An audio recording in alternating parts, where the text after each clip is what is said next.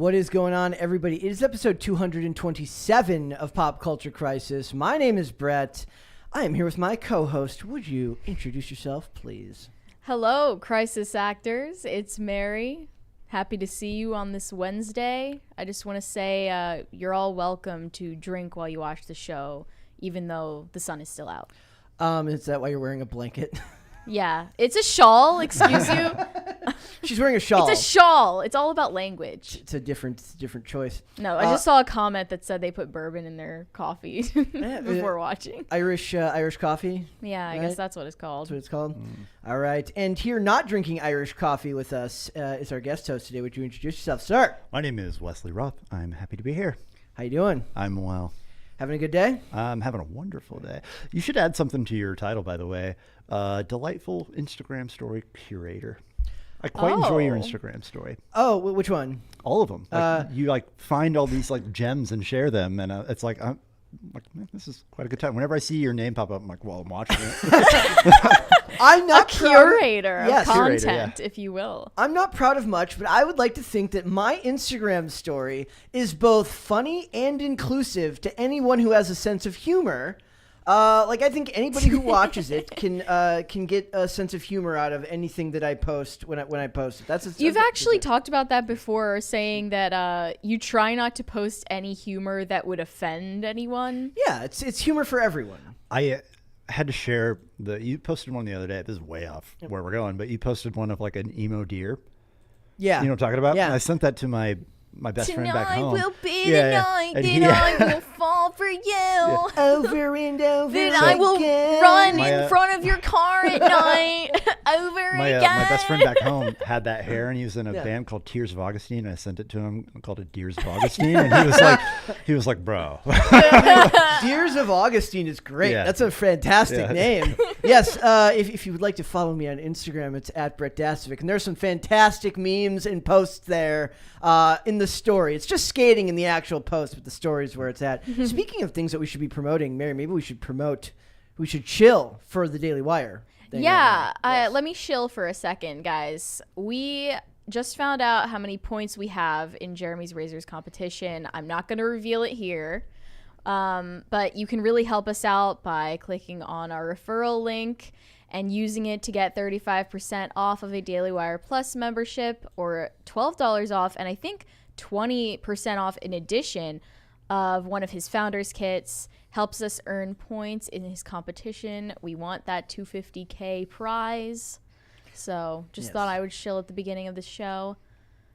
We've been doing it at the end of the show. We have not a bad number of total points. It's kind of impressive. We're getting there.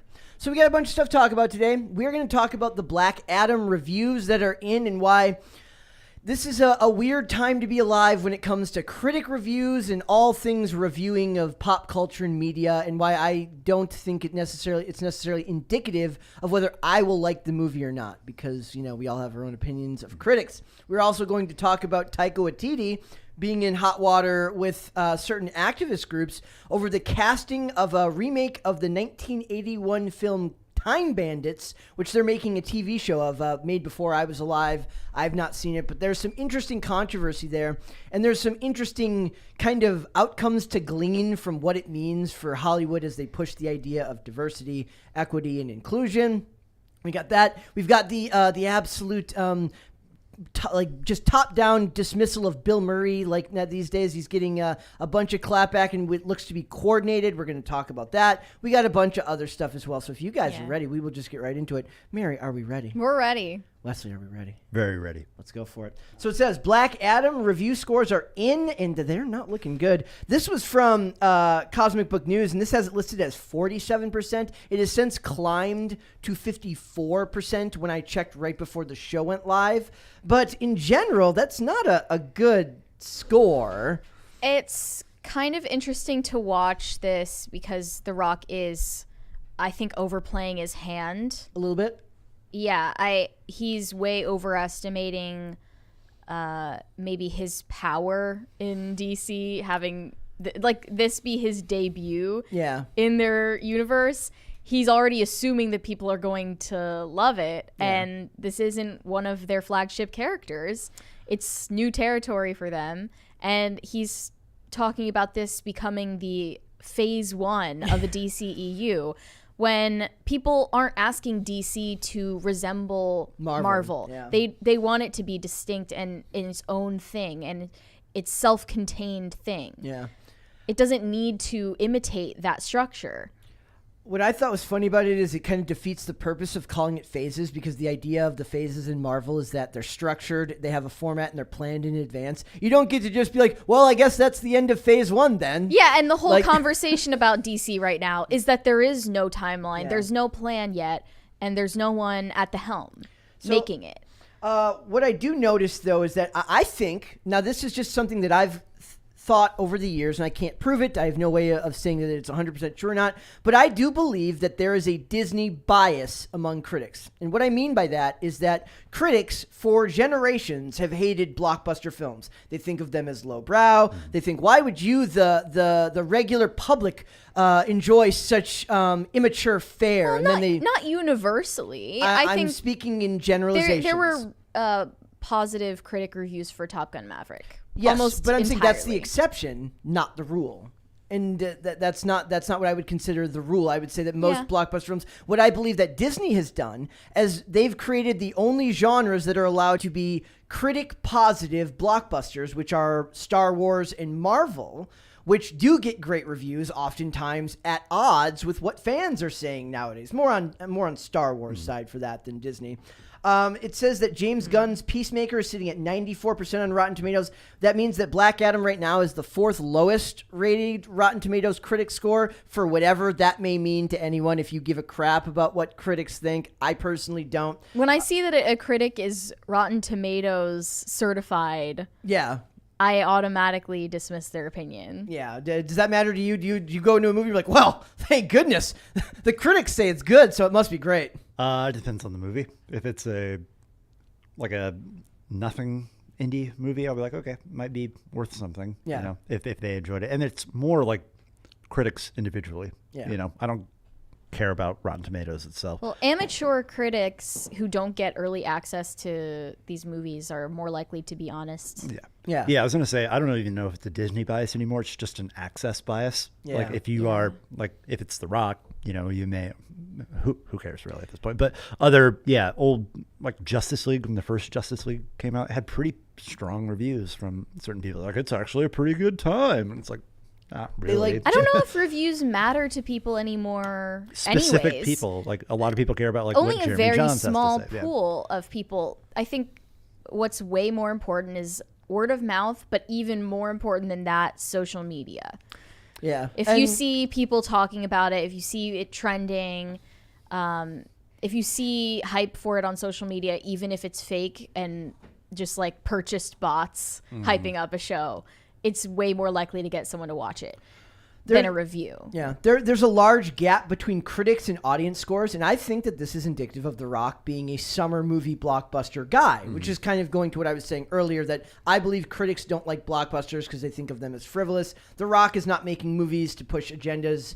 On its face, he's making movies that are supposed to be for people to go watch and enjoy.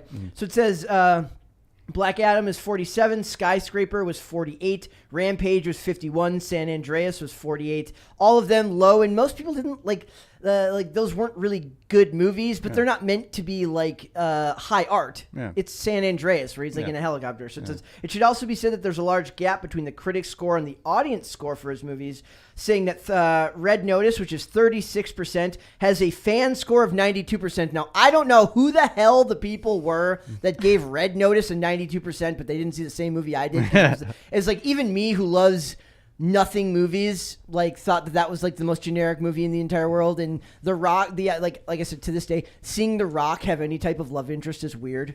Like him trying to be with He's romantic definitely with, the sexless He-Man. Jungle Cruise has a 63% critic score and a 92% audience score. Jumanji Next Level has 71% critics and 87% audience.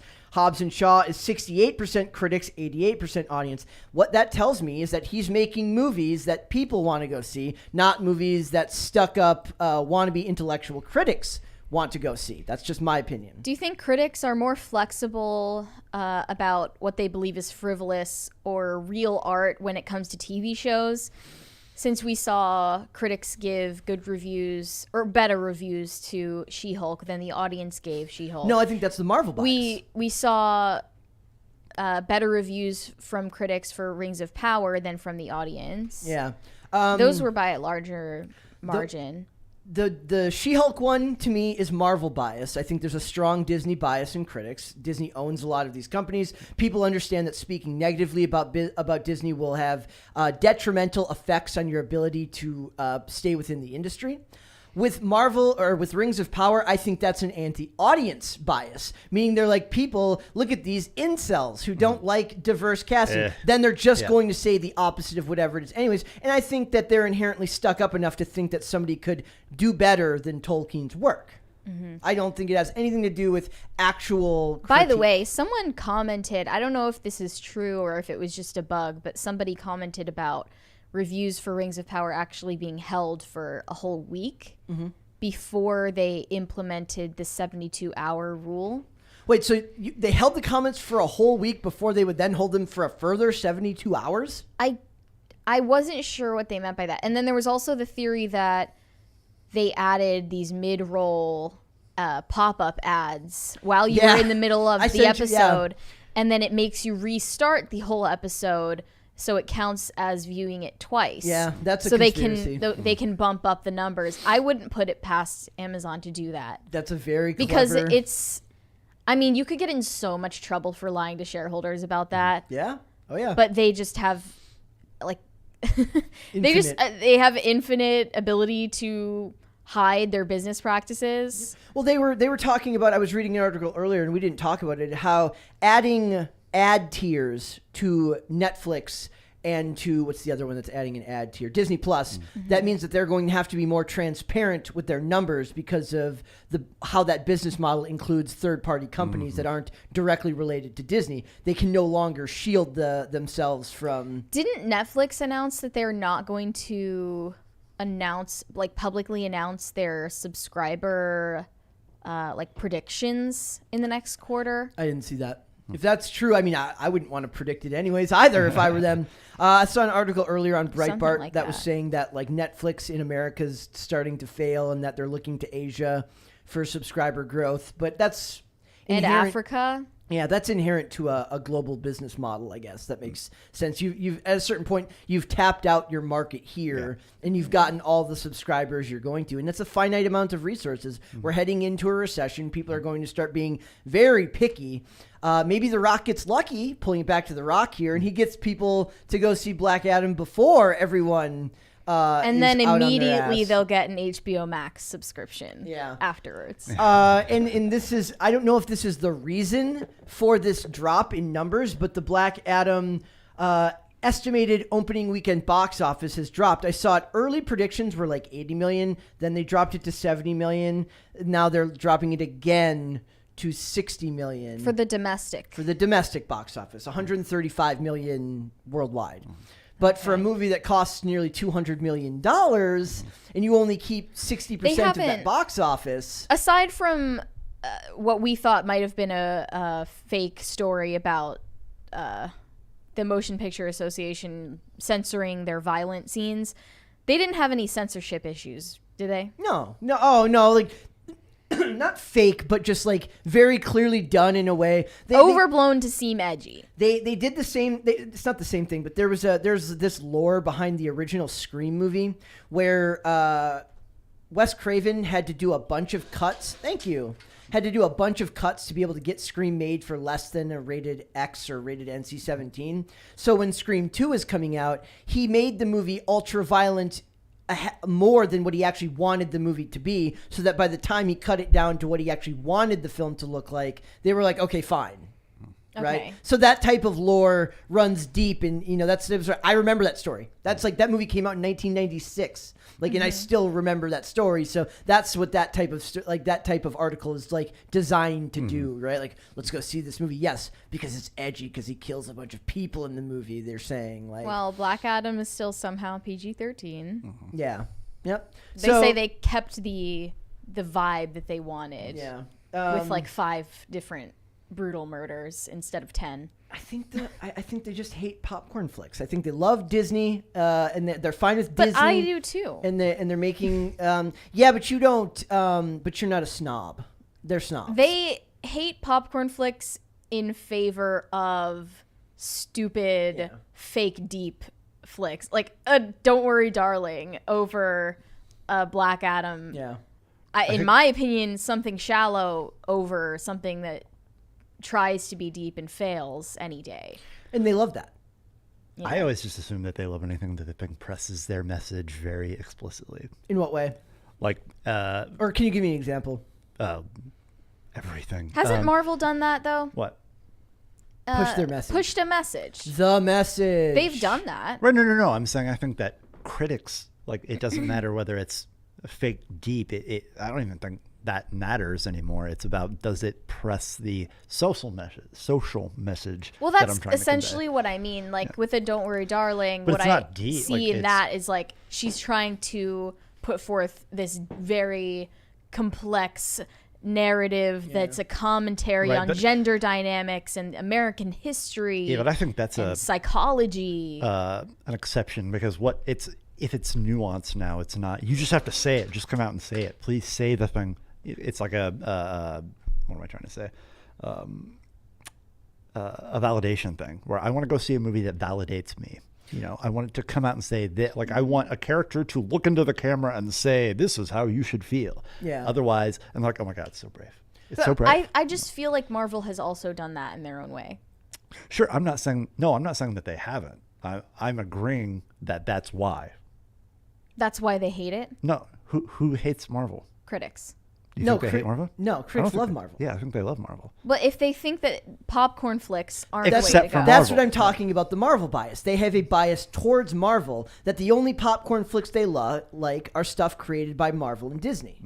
Yeah, but I've seen a lot of critics that are willing to go there and shit on Marvel But I'm saying the general consensus. Would you agree? The general in favor consensus. of artistic. Yeah. It's for the access. 100%. It's for the access, and it's always She-Hulk that gets defended, or Captain Marvel that gets defended, because it has the, like, I'm just going to come out and say it because I'm, whatever. The rare example, the rare example, I think, would be Eternals. Everyone was shocked that Eternals didn't get good reviews when everyone was expecting it to be like, look how diverse and amazing this movie is. And Yeah, like Kevin Feige said it would get nominated for Best Picture. And it's like, come on, bro. I mean, of course you're going to say that, but he's like, oh, this will be the first one that wins Best Picture or whatever. And it's like, bro. that was never going to happen. That was never gonna happen. Not a movie that meandering and pointless. And boring. So I would love to see. I'm excited to see it now. Not because I think it's going to be good, but because if it delivers on the popcornness that is a Dwayne "The Rock" Johnson movie, I don't I'm okay with understand that. like why you can't have both. Like, you know what I mean? Like, why could it? They did it in the 80s all the time. They did it in the 90s all the time. Like, Jurassic Park is both. Mm-hmm. You know what I mean? The Goonies is both. It's like there's a message there, or there's depth there, but it's also a popcorn movie about a pirate ship filled with skeletons. Like, Did you see Jurassic World Dominion? No. No, I didn't. I mean, They some failed people me the would first say two it times. delivered the same way. I don't know. If it was anything There like is the no first the two- way I comparison see- of Jurassic World Dominion to original Jurassic Yeah, Park. I understand that, but like they were trying to deliver both in that. Right. The flashy action scenes and CGI and So my- explosions and fire. My question isn't whatever. why don't you try to do both. The question is why don't you do both? Like, why Why are can't you failing? actually Yeah, like do it right? like Top, The- I think well, Top Gun okay. Maverick was not deep, but it accomplished something, like it struck a chord. Think of the examples you just gave. You just gave Jurassic Park. Yeah. You gave The Goonies. Yeah. What were the other examples you gave? What are other? Well, I would say that right there, the Teenage Mutant Ninja Turtle movie, would be one of them. Like not most things, but a lot of like the greatest movies that I can think of that I've seen come from that era. But they 80s, were 90s. original properties at that time. True. Now they're not doing that. Right. That is one of the reasons they're trying to recreate yeah. feelings of the past with the same toys rather than making Yeah. new. I would agree with that 100%. So, But they fail at that too. Yeah, So. $60 million opening weekend doesn't really mean anything if the movie does really, really well overseas, which we will see as to what their staying powers are. Like we talk a lot about how the new measure shouldn't be whether your opening box office is enormous. Your new measure should be is the word of mouth on the movie good enough to allow for low drops from week to week, meaning that you get more on your investment each and every week rather than expecting it all to be made in that first Right. week and then everybody craps on it. Everything after. Everywhere All at Once is a great Yeah. example where it started low and ramped up. Yeah. And like that's what you should be aiming for, but they don't. The problem is, and they're right about this, the marketing people know that, like, if it's not recognizable, people will just glance away. They are right about that. That is an us problem, not a them problem. Yep. But the them problem is that they need to make movies better. That's why people go like, I don't know, it's probably not good. You know, Anything Yeah. coming out soon that you think could go that way?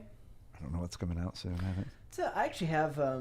Maybe we look at something right now. I think what The Rock notices as a potential advisor for DC films, I don't know if that's actually going to happen, is that they have an opportunity to build up the prestige. Yeah. And then maybe they'll have This isn't. they'll how you be do it, able though. to court their own pool of critics that is favorable to their work. You know? Perfect. That's what we need. So as long as you can avoid having to merit a good review, you're golden. What?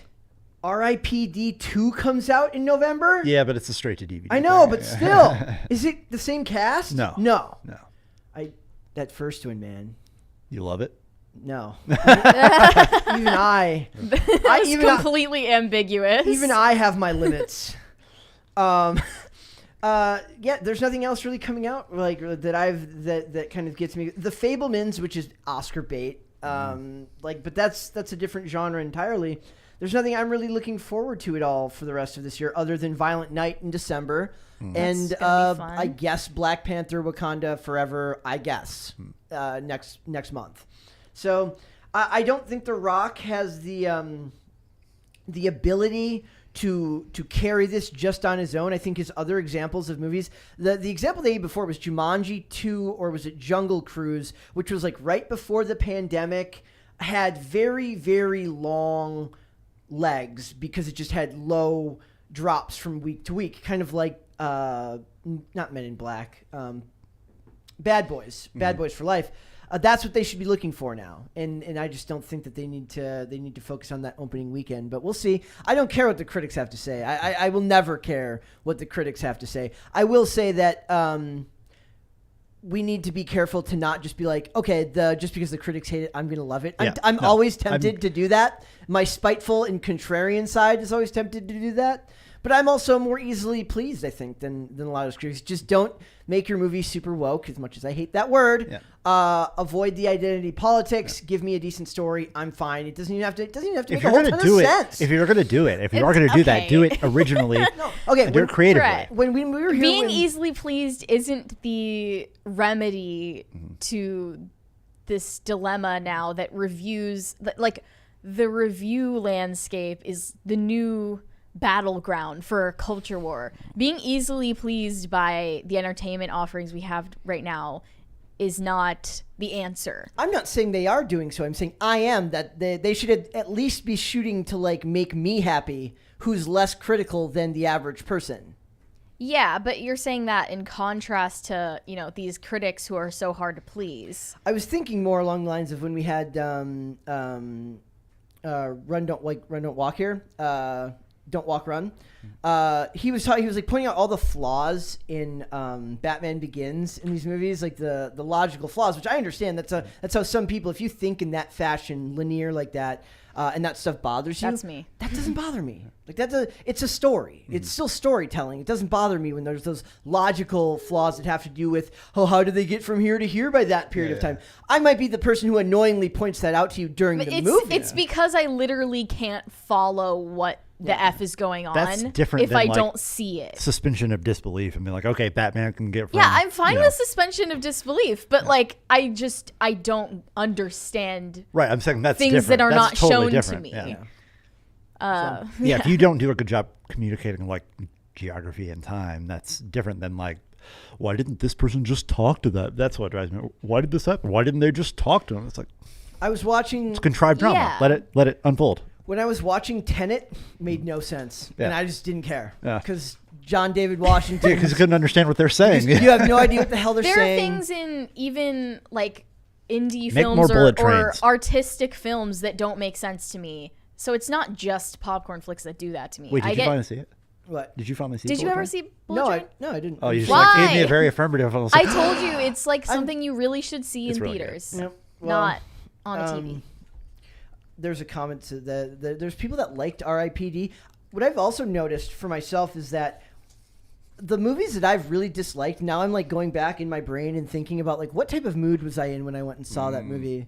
Like, because when we were reviewing Rings of Power, I was pointing out that there was one episode that I really hated, and it was like episode 5 or 6. Yeah. And it was because I didn't get to see it the night before, and I didn't have my routine down, so I had to watch it here while I was getting the show ready. We So were in my the bad slog. mood, bad mood carried over into how I watched the show. I remember that. I was on that, and I was like, "That's weird. This is the only one I've actually liked so far." Yeah. I don't Except even for the remember horse it riding now. scene. That was it. Yeah. So well, yeah. No, did you see that they put more of that in Yeah. the finale? So bad. So all right, we will. The finale. I wasn't here to review it, but I'll say it confirmed my belief that I had about the show from the beginning. Is that they had one idea. They had one idea, and they built an entire show around it. And it was like, what if we tricked people into thinking that Sauron was a good guy? No, you think they're like That was their one idea. that was their elevator pitch? Yeah, and they were like, okay, well, like, because nothing. It accomplished Yeah. nothing. The whole That's- show accomplished nothing.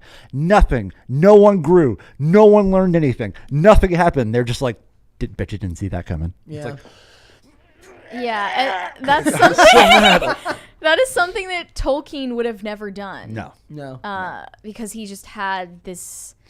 No, because his was like, there It- was a no, completely- his is about the journey. This had no journey. It was just like, just wait, just wait, just Setting it just up for wait. the punchline. Yeah. I was like, I'm like, Did you see that coming? no.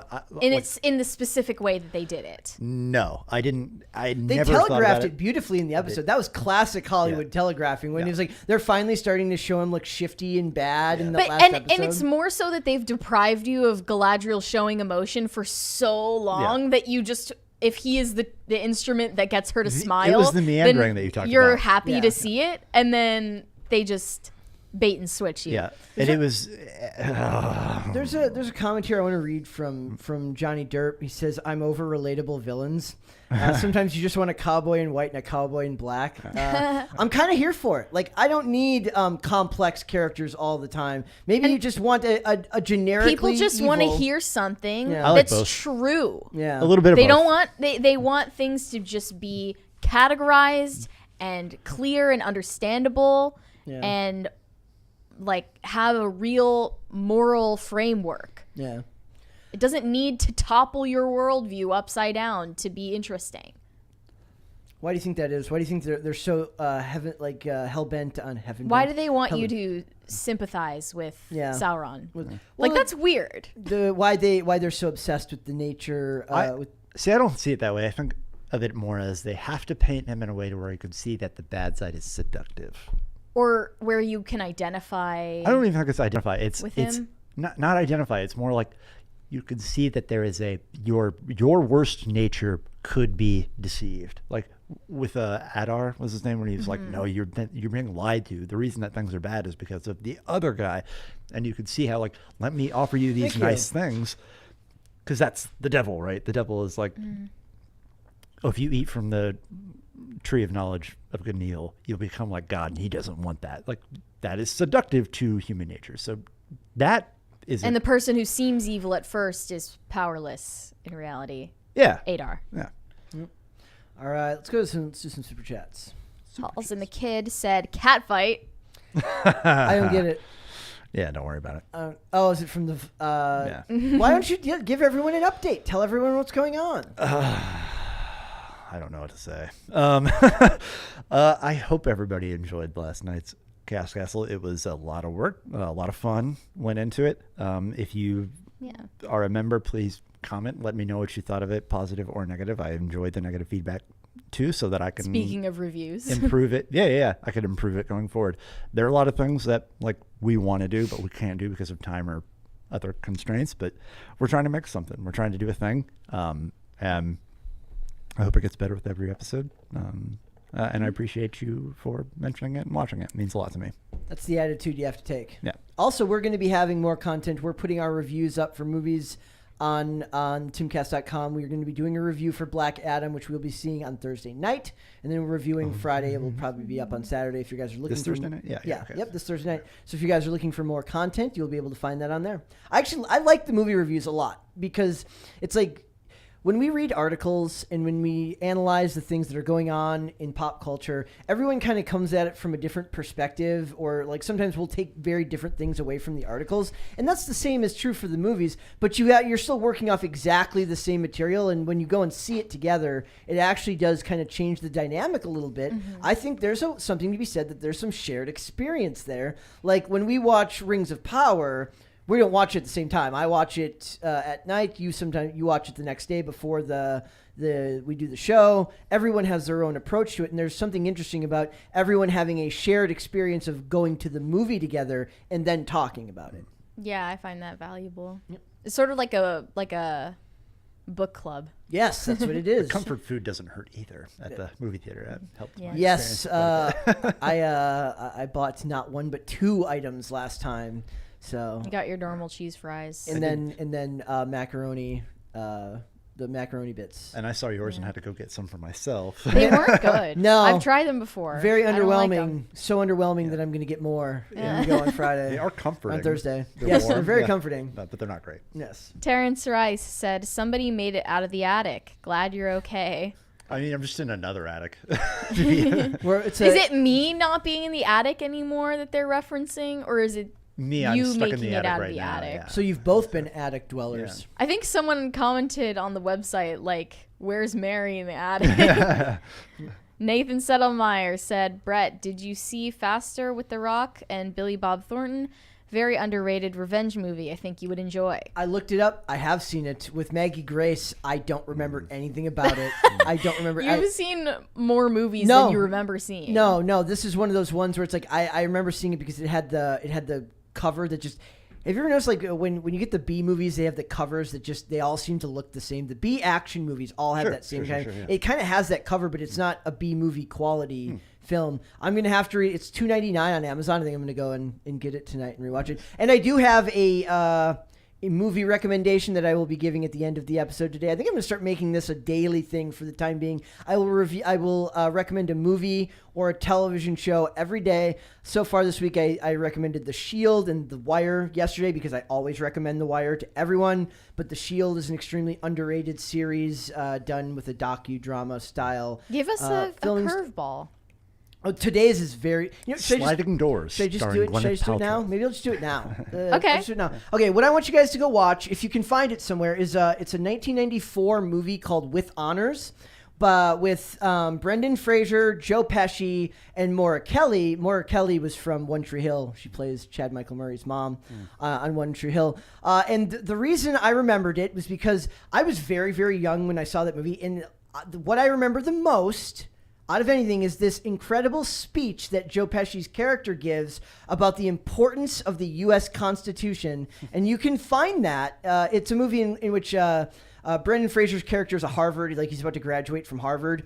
And he has this run-in with Joe Pesci's character, and they have this kind of incredible growth in relationship. And I want you guys to go, if you don't go watch the movie, go online and look up the importance of the U.S. Constitution from With Honors. I promise you will not be disappointed.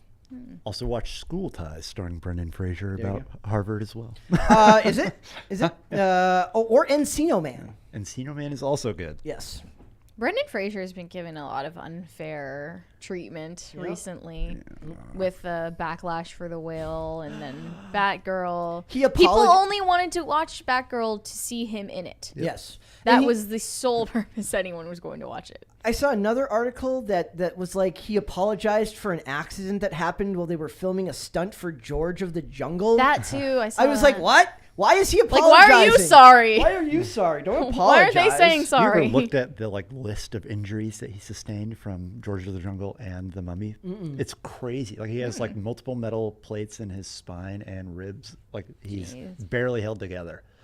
Really bad. Probably goes off at airports. He has several replaced discs in his neck from the hanging scene in the first. It's nuts. nuts. So unfair treatment, yes. Potatoes for Seamus sent another Cast Castle reference. OMG, is that Bear Grylls as a guest on PCC? Is it pronounced Grills? He was, Yeah. Bear Grylls. What did you think it was? Griles? Uh, The man famous for drinking his own pee. Didn't he do like an getting episode of cloudy. his Better drink show my own with? piss. Yeah. I think he did an episode of a show with his show with Gina Carano. Really? That Did they he? like pulled from Disney Plus, and then That's so people funny. people noticed, and then they put it back like very sneakily. They're like, we don't like. Tried to Gina backdoor Carano. remove that. Bear Yeah. Grylls has been made fun of because he seems to find like too many, like suspiciously too many situations where it's necessary to drink his own pee. He's like, Like- in what situation can I find myself? Can that I have to drink my contrive pee some today? situation where I can drink my pee right now? He's just looking for. He's like, I don't want to go to. He's like, I don't want to go get a glass of water Yeah. tonight. It's like the bed. The kitchen is far away.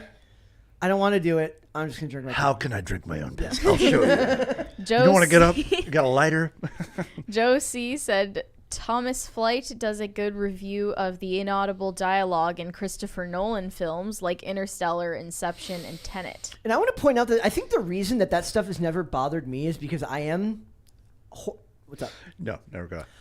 Because I'm deaf in one ear, and I've spent half of my life just politely nodding at people when I don't know what they're saying. And like, have you ever seen the meme? It's like, if I say what 5 times, don't give up on me.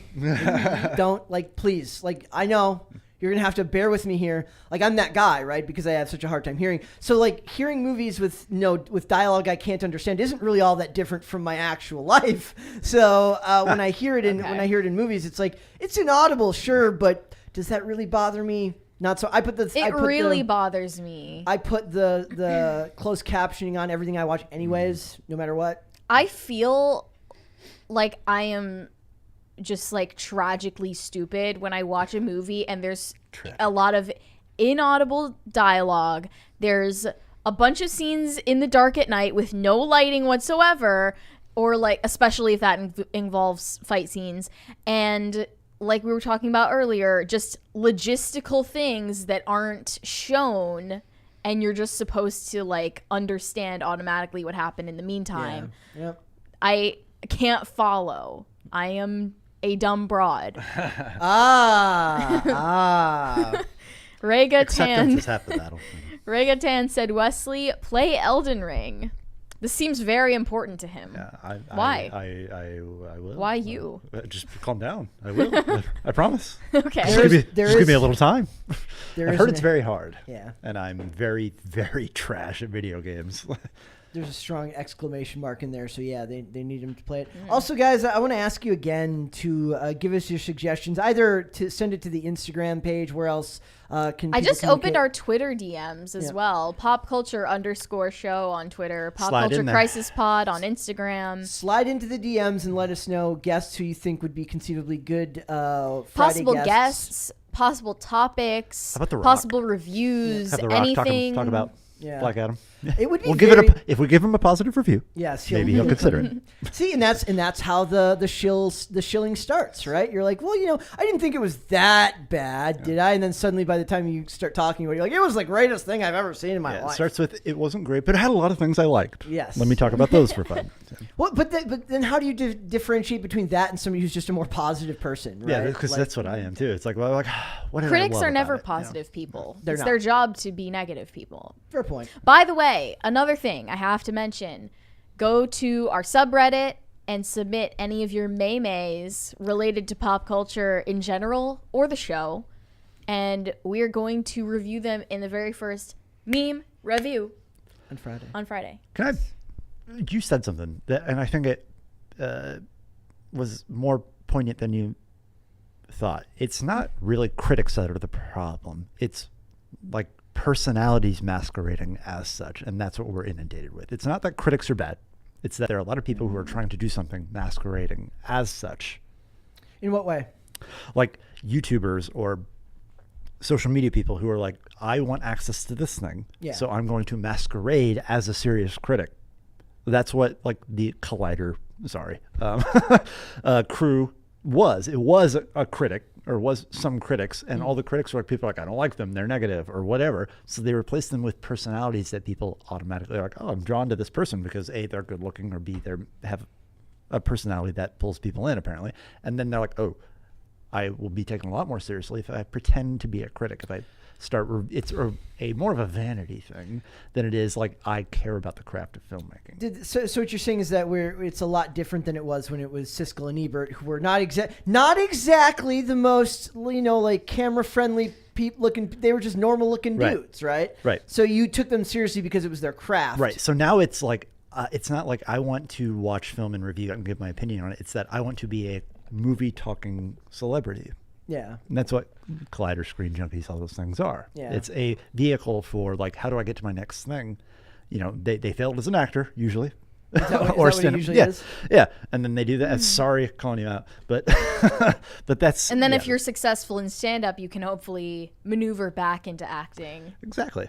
I mean, a lot of the people from those types of things. Well, the bubble popped on those things like 2 or 3 years ago, right? Yeah. And what you mean, like critic, that type of channel? Yeah. Yeah, like I actually liked Collider a lot. I did too. 2015, 2016. I liked it all the way up to 2019, and then I woke up. To me, it was when they had this whatever you thought of Batman vs Superman, they had this weirdly antagonistic reaction to it that seemed over the top for me. Maybe I was just at the time it felt like it was over the top. It's when it felt like it was becoming about Marvel, like it was like shill for all things Marvel. Yeah. I could be reading into that too I don't much. think you are. I'm sure that those I don't people think you are at all. like I don't know any of them personally. I'm sure they're fine people. It's just They sure are. Yeah. They're trying to do a job. Yeah. They're trying to accomplish a dream. So I'm not really like. Can't hate them for that. I know I don't, and a lot of them like I really like personally. And those channels, I mean, a lot of them still have successful channels. They do, Yeah. But most of them are the ones that are a little bit more serious and not like, how can I get the most out of this audience? Campia still has a very successful channel. Campia right? is different though. Yeah. Campia is very different than like the people that I'm thinking of, who I will not name. Yeah. But Harloff, Campia, Dan Murrell, all those people are great. But there were people that were coming into that they're like, let's hire somebody who is a YouTuber or whatever, Yeah. and that just didn't fly. Yeah. And it killed that stuff.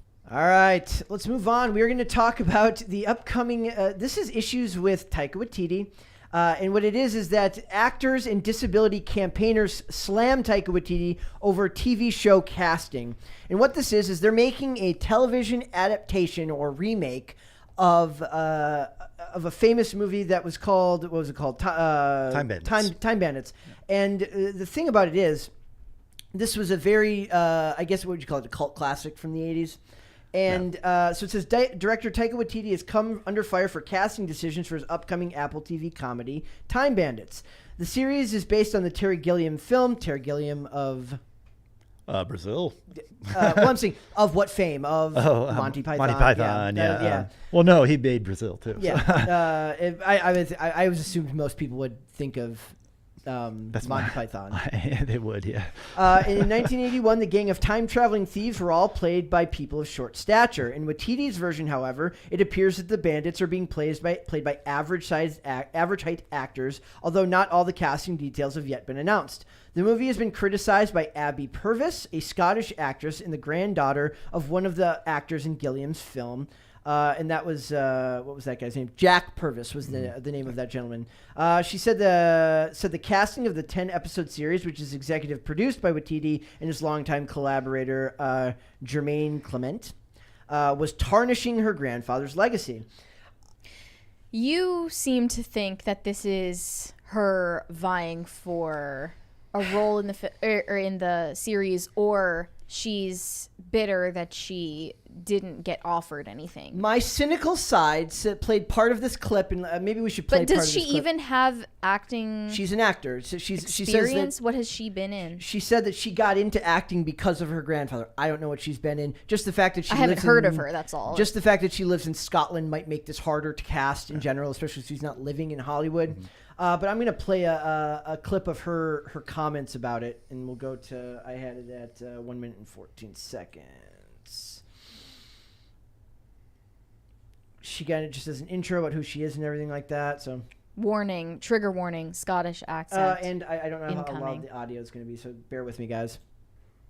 But now it's there in black and white. that the Time Bandits have been cast as average height. Now, I don't know why this has happened. Maybe there's a reason, but I definitely don't know it. And as someone who is of short stature, I'm sort of baffled by it. So, Time Bandits is the only film that's ever represented people like me in a way that isn't seen as a I knew you'd take goblin issue or with that. one of Snow White's 7 little men. This was a film that changed the times, and it was ahead of the times, to be honest, because people like me weren't treated the same as they are now. For a That was a kind of a tacit admission that things have changed, at least, that we've grown as a culture. generation that is so big on talking about inclusivity and diversity and making sure that everyone's heard, this whole casting choice just seems absurd. The fact that you've taken an 80s film that is quite a niche and tried to almost make it normal to fit in with the industry really just clarifies everything that I've ever thought about the fact that people like me are forgotten about in the TV and film and theatre industry. Thoughts? This is infuriating because I was just reading Peter Dinklage's comments about Snow White and the Seven Dwarfs. The Seven Dwarfs being erased from the new film after his comments came out is like... There's been pushback on that. They were never planning to do that. Well, Disney only came out and said that they were planning on... By the way, they probably hadn't even begun filming by the point that he made this comment. He assumed that they were going to include the Seven Dwarfs in the new Snow White movie, and that's when they corrected it. Yeah. So he said, literally, no offense to anyone, but I was a little taken aback when they were very proud to cast a Latina actress as Snow White. You're still telling the story of Snow White and the Seven Dwarfs. Take a step back and look at what you're doing there. It makes no sense to me. He said, you're progressive in one way, and you're still making that effing backwards story about 7 dwarfs living in a cave together? What the F are you doing, man? Have I done nothing to advance the cause from my soapbox? I guess I'm not loud enough. He said I think if you tell the story of Snow White with the most effed up progressive spin on it, let's do it. All in. But I just don't know. So he is fully admitting that he's been preaching from a soapbox for years about inclusion. Yep. He now feels like he's not being listened to. And then this much younger actress with dwarfism is saying exactly the opposite thing to him, and activists don't know how to respond. Hollywood doesn't know how to respond because they're looking for how to be the most marketable. After he made those comments, the pro wrestler Hornswoggle came out and said, look, you just took the jobs away from 7 people that could have very much used that work. But then there's a Peter Dinklage around every corner trying to say that it's offensive to typecast them in general. And I mean, it's basically a situation where you can't win no matter what angle you go for. If you're trying to be culturally sensitive by not casting the 7 dwarves in Snow White, or you're trying to be culturally sensitive by including them in Time Bandits. You cannot win. No. Stop trying. And here's the other thing. I think that they would love to do this. I think Hollywood legitimately has no clue how to do it without being offensive. There's too many landmines, like you said. Being offensive in the real way that it can be offensive, or being offensive to Both. a very small faction of people. Both. What? Never mind. Wait, what? Let's go let that go. We don't never mind here. Okay. No, I was like, was that on purpose? What A is? very small faction of people. Oh. Like they don't know how to make something like this, and there's a lot to be said about. There has been a lot of media that's been made that makes light of those conditions, but I don't think that it's fair. Peter Dinklage has literally done that before. Yeah. He has taken roles that are supposedly typecasting him and are meant to crack a joke at his stature. Think about the scene. Yes, in Elf, that's immediately what I thought of, where he has said publicly that he wishes he hadn't done that. So. okay, but you were an adult man who took the role and knew exactly what it was, and you clearly, thought it was funny enough and not offensive at the time. He's definitely the wrong one here. He's 100% wrong. I don't disagree with her point. I understand her fire, but I disagree with the ferocity of it. It's not so my cousin has dwarfism, had, and there is. You have to admit that you're not going to. There's a certain role that they're going to fill. Yeah. And so taking that away for the facade of being sensitivity doesn't pay your bills. No. And that's what a lot of the actors have said. The ones who are still hungry to get those roles. Yeah, there's an entire agency that Warwick Davis has started just for this, and it's that's amazing. That's Lemonade, right? Yeah. I think of Peter Dinklage, Vern Troyer, Meredith Eaton, Warwick Davis, who's making Willow, which is coming out. The wrestler Hornswoggle. Also, there's a show right now called Reservation Dogs that has two actors. Was it Lil Mike? That's his actual name. At least on the show, it's like a stage name.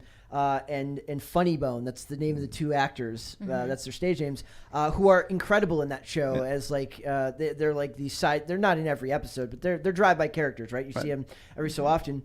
And I think of Meredith Eaton, who played a legendary episode of House where she goes toe to toe with House in every scene, and gains his respect in a way most of the regular, the non-main cast members ever actually do in that episode. And she wasn't even it was her daughter that was the patient.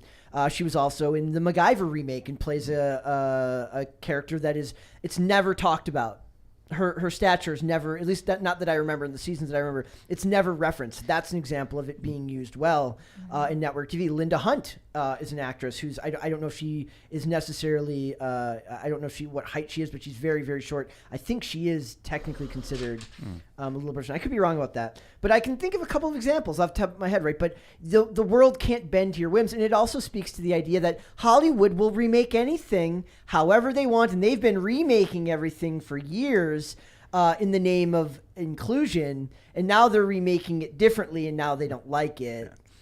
You're getting it's your own sword that's stabbing you in the back. I just think if you have taken a role that in the past that now goes against your new feelings about inclusion and diversity, then you were working against your own cause. And yes, all of those years on your soapbox didn't actually change anyone's hearts or minds. There too. Yeah, somebody pointed that out in the comments. Yeah, was he kidding when he said that? I don't think he was kidding. I don't think he was kidding when he said that. He's openly working against his own cause. Yeah. Yep. One film goer wrote on Twitter, why are they remaking Time Bandits without the small people? They're a big part of the film, no pun intended. People complain about wanting gay, trans, minorities in films. Why is nobody demanding representation for the little people? Pathetic. I do believe that they don't genuinely know how to write it in a way that actually seems sensitive to their to what's going on, to the realities of the situation, and that the script writers and the people that could write that stuff are a dime a dozen, and that they would not. They just now in Hollywood's deranged standard, they would have to fill a writer's room with only people with dwarfism so that they could write something accurate to the real world experience. Which is weird because they're writing about something that's not a real world experience. Literally impossible. I don't know how you would source a writer's room of even 10 screenwriters with dwarfism anyway to do that. But that is the the industry standard they're trying to push right now, and it's not feasible. And it's a failure, by the way. I'm going to point out that that is legitimately a failure. Telling people that they have to look or have the same identity markers as your character. First of all, it's a tacit admission of the failure of creativity. Making it out that you have to live a similar life to the person you're creating is telling me that art isn't real and that creativity is void in your business. But the examples that they always give, never. Eternals didn't work out. She-Hulk didn't work out. You do not get to decide what is creative and what isn't. As if a girl can't write a guy character well, and as if a guy can't write a girl character well. That is bull. It's bull. And we even pointed out in the case of She-Hulk that heavily female writers' room is also a writers' room that has the experience of single careerist city women. Yep.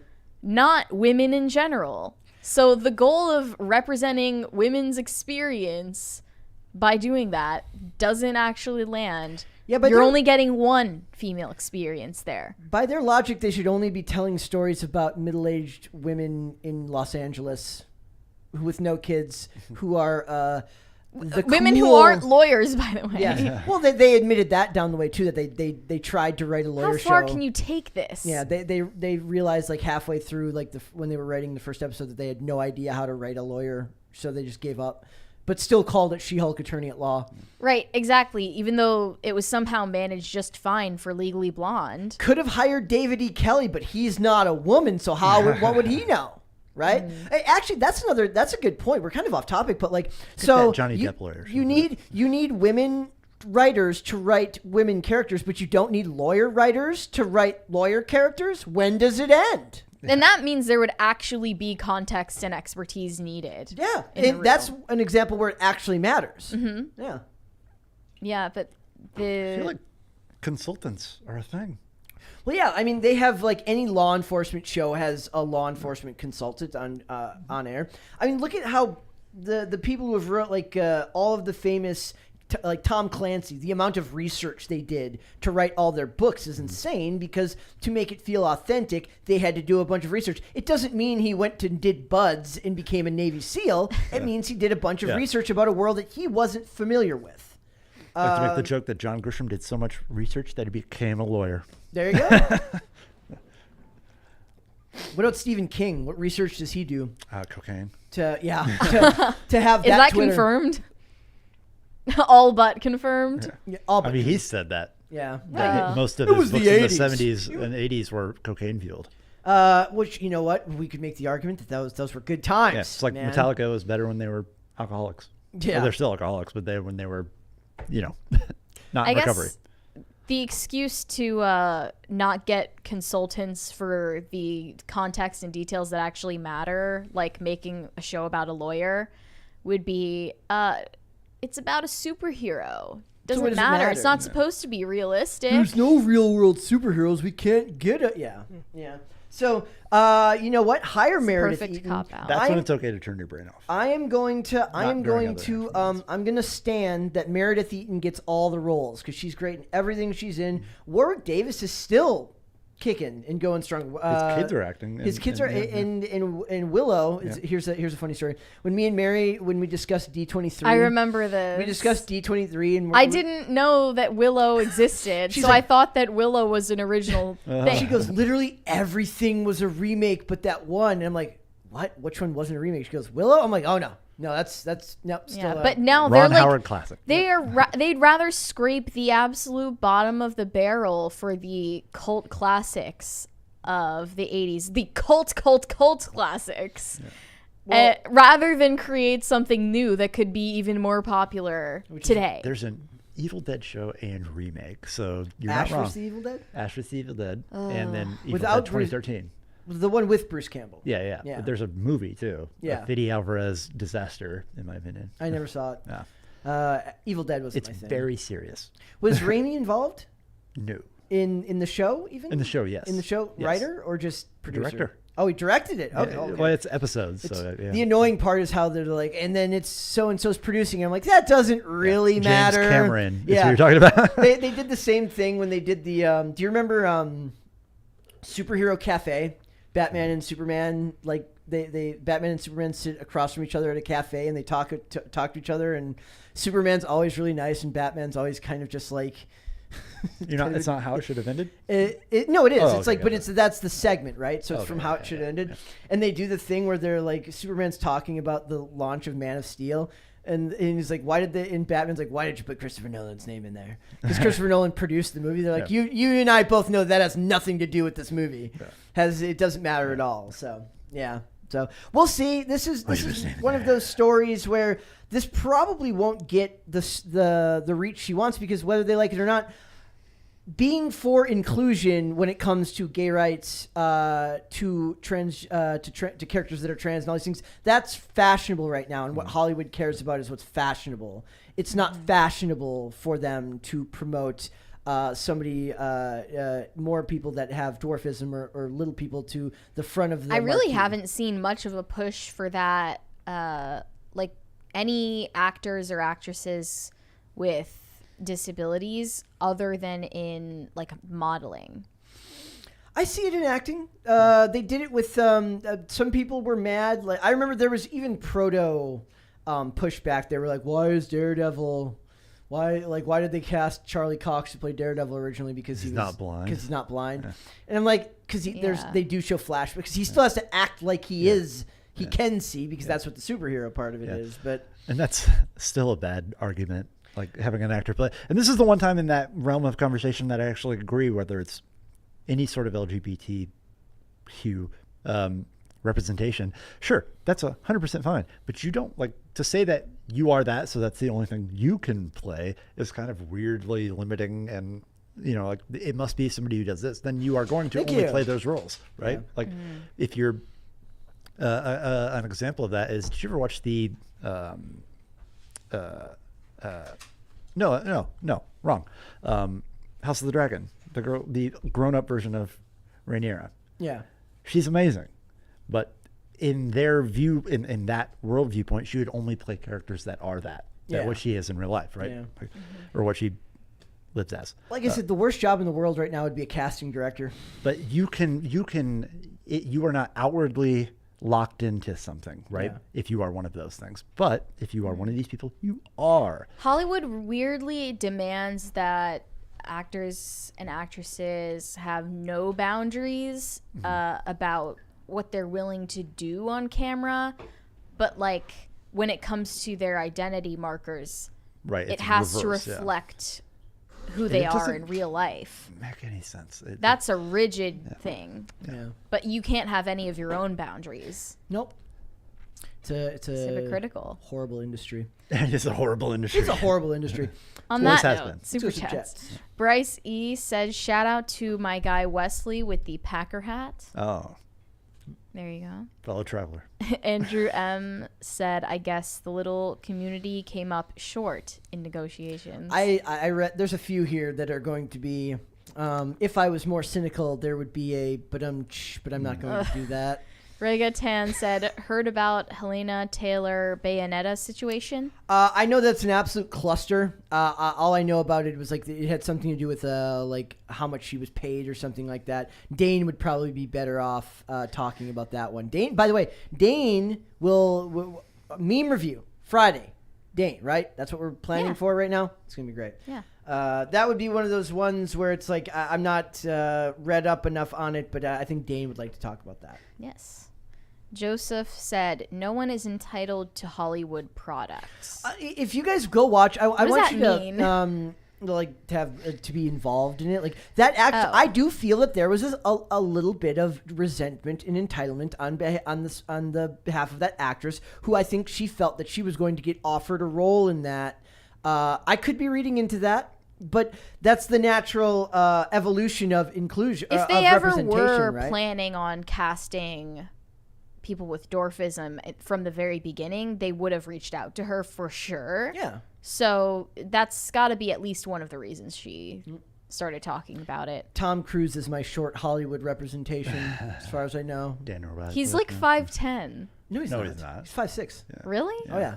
Hey, haven't you? I'll send you the video later. There's a great video of it's a compilation of it's called Tom Cruise angles. How they make him look taller than he That's is. funny. They're like they do it in the Top Gun not the Top Gun Maverick, but the Top Gun Honest trailer, where like here's Val Kilmer sitting, here's Val Kilmer leaning over an airplane, here's Val Kilmer, like it's like literally Tom Cruise talking to people, and everyone has to contort their body so that he doesn't look as It's short. weird that as he had is. that power then. Yeah, already in the 80s.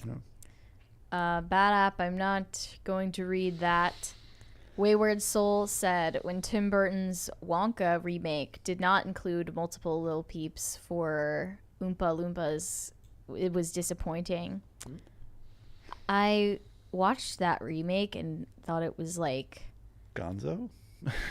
it Aren't sucked. they making another one with Timothy Chalamet Yes, they are. Yes. right now? Yeah, and it's the guy, I can't remember his name now, but Why? the guy who made the Paddington, the sequel, which I actually love. Like, I've heard that people like that. The Johnny Depp one wasn't even that long ago. You don't need to remake it again. 2005?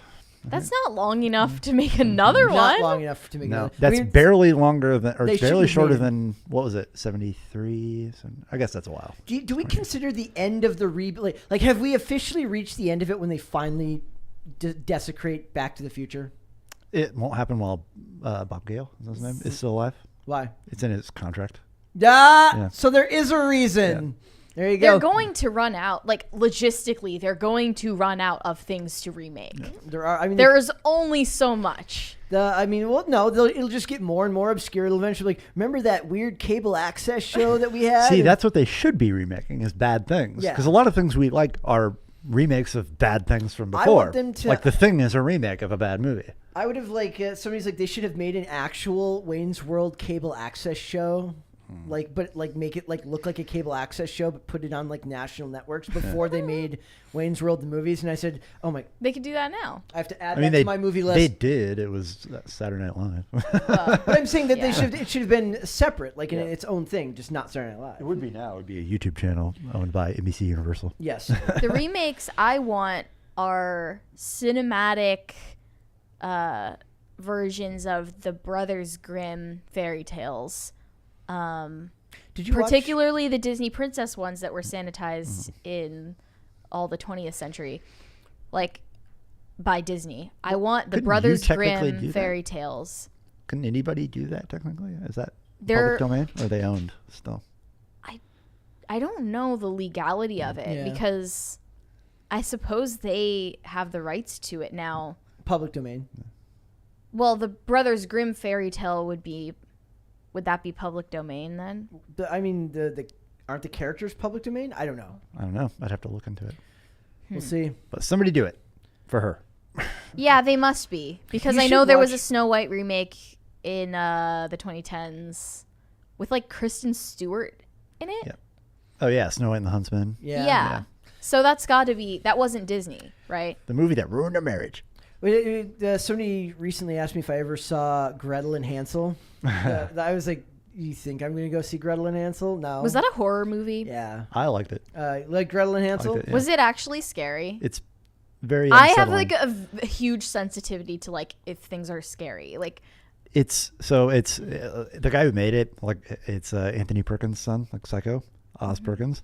He made like the Black Coat's Daughter. He does really satanic feeling horror. yeah, I So- hate Mary that. would A be- lot of Yeah. people think that Gretel and Hansel in a lot of ways has like parallels with Hereditary, and I don't know. There are some movies I watched them and it's not even the theme of Satanism or demons or whatever that bothers me in them. It's that I feel like I'm not watching it alone. Yeah, And it it's a feels very evil. visceral feeling. Like I'm not superstitious. I've never like experienced a ghost or anything paranormal like that. But I know that I am not like watching that movie alone and I am being watched watching the movie. It Yeah. feels like that. The movie feels evil. Like And it it feels actually like evil, some people, even if like I don't believe that this, if I didn't believe this held power, some people do in the film industry. They will do like magic to a film that they believe curses people who watch it. And I find that extremely sinister. Yeah. Gretel and Hansel strikes me as that kind of movie. Yeah. Yeah. Hereditary strikes me as that kind of movie. Hereditary? I didn't feel that way. But Midsummer Gretel and strikes Hansel- me as that kind of movie. Yeah. Gretel and Hansel So many definitely things feels like like, oh, I'm watching something that will follow. Like I'm affected by this. And now, so yeah. there's a way to make Infected, maybe. there's a way to make remakes of Brothers Grimm that isn't like that because it was palatable for children when it was scary. It's fine to make something scary. Just don't like do weird satanic shit to it in post. I don't know. Derek Nall said Brett Ash versus the Devil versus the Evil Dead was a return to Form, I'm assuming. form for Rami. Raimi. I agree with that. My Bro- point wasn't whether it was good or bad. It was just that they did it. Like Firefly to cancel too soon. So they can't. Yeah, it was only on for like what 2 or 3 seasons or Yeah, something. a like season that? and a half or something like that. Yeah. Was it one of those things where they're like, it's 2 seasons, but it's really just like they cut it up into? I think the idea was that it was supposed to be longer, and then they had to wrap up the entire story in the second season. So it's truncated, so there's not a full. Bruce payoff. Campbell, man. In the movie. Bruce Campbell. Love Bruce Campbell. If you want to see Bruce Campbell, like if anybody hasn't seen Burn Notice, go watch Burn Notice it's just really- for Bruce Burn Campbell. Notice sucked. I'm sorry. You're wrong. I've watched almost all of it. I love your and love of Burn Notice. You're objectively wrong. It's very you to like Burn to like- Notice. why? It's Is just it not? Okay. action explosion. You explain why it's okay. not. First, Hot I will chick. explain why it's not. No. What's funny is I always thought that she looked like weirdly old. No, yeah, totally. Like she's not, but she looks weirdly old. but she is like conventionally hot in the yes. Jerry show. Burns. Also, she has no belly button. No, I didn't notice that either. Jerry Burns, right, as the bad guy, Anson, and then later you get another version. So what they do is the very first bad guy that they have that's the big bad throughout the show. It's about this network of spies that is like they were ripped from the government and told to do this operation, and then so. You have to see Michael kind of struggle with the idea later. After he takes down that organization, another one pops up that's loyal to the people. The one that like kind of trapped him in the first 5 seasons, got everything they wanted through coercion and blackmail and death, basically, right? And then he meets somebody in the last season where they do basically another version of that group, but it's principled and they believe in not leaving their fellow men behind. And you have to see him eventually kind of have to make the decision: does he pledge his loyalty to the U.S. government, or does he pledge his loyalty to a group that embodied the good things of the one organization that ruined his life but had redeeming qualities, meaning that they could run operations that the U.S. government couldn't? That's an interesting premise, but the idea was that they manipulated people to do that. He finds basically what feels like a good version of that group and has to make the decision as to whether does he actually have loyalty to the U.S. government or does he have loyalty to his ideals. And he ends up, you kind of get a break later where he has to, the bad guy kind of becomes weirdly more bad in a way that felt forced to me. But it was very, very good in premise, the execution of it. So I think there was a lot of interesting stuff there. Yes, a lot of explosions. And I did take issue with the fact that the story got more serious after season 5. Like it got weirdly serious when it was not serious in the first. They even changed the outro song. Like the Really? outro song used to be like really, really dun, dun, dun, dun, dun, and then like after season 5 and like people are dying all the time, there's all this bad stuff going on. They had to put a more serious song in the credits to fit the tone of the show. I liked The it. Hawaii Five-0 remake Love it. was amazing at the same time. I mean, not in the later like, around the same time. You hear the Jerry character reference the alt-right, and that was when it jumped. Okay, the shark. that was after I stopped watching. Yeah, anyways. that was in the later seasons. I do recommend everyone watch Burn Notice. Also, practical effects and stunts. Oh, did not know that. Matt Nix is a big proponent of like all those almost all those explosions you see are real explosions that they actually set off themselves, not done with CGI. That's cool. Yep. Center Conservative Mom 98 said, "I'm 5'1" and 1/4. Short people unite." Same. Yes, We are of short stature. Have you ever seen that? There's a video. It's like it's a girl. She's like, putting guys on blast who claim they're 6 feet on what is it? Tinder. Tinder, and they put they mark 6 feet on the door for like when the guys come in, and then they show a guy pick up like a scale and he's like putting girls on blast, and he puts the scale right in front of the door, so like when they come in, they just Potatoes for Seamus said, Brett, if no one has said it lately, love the blonde. Oh, well, they want you to keep the blonde. Well, if we ever have a 20 crisis party day, I will re-dye it and keep it. All right. Yes.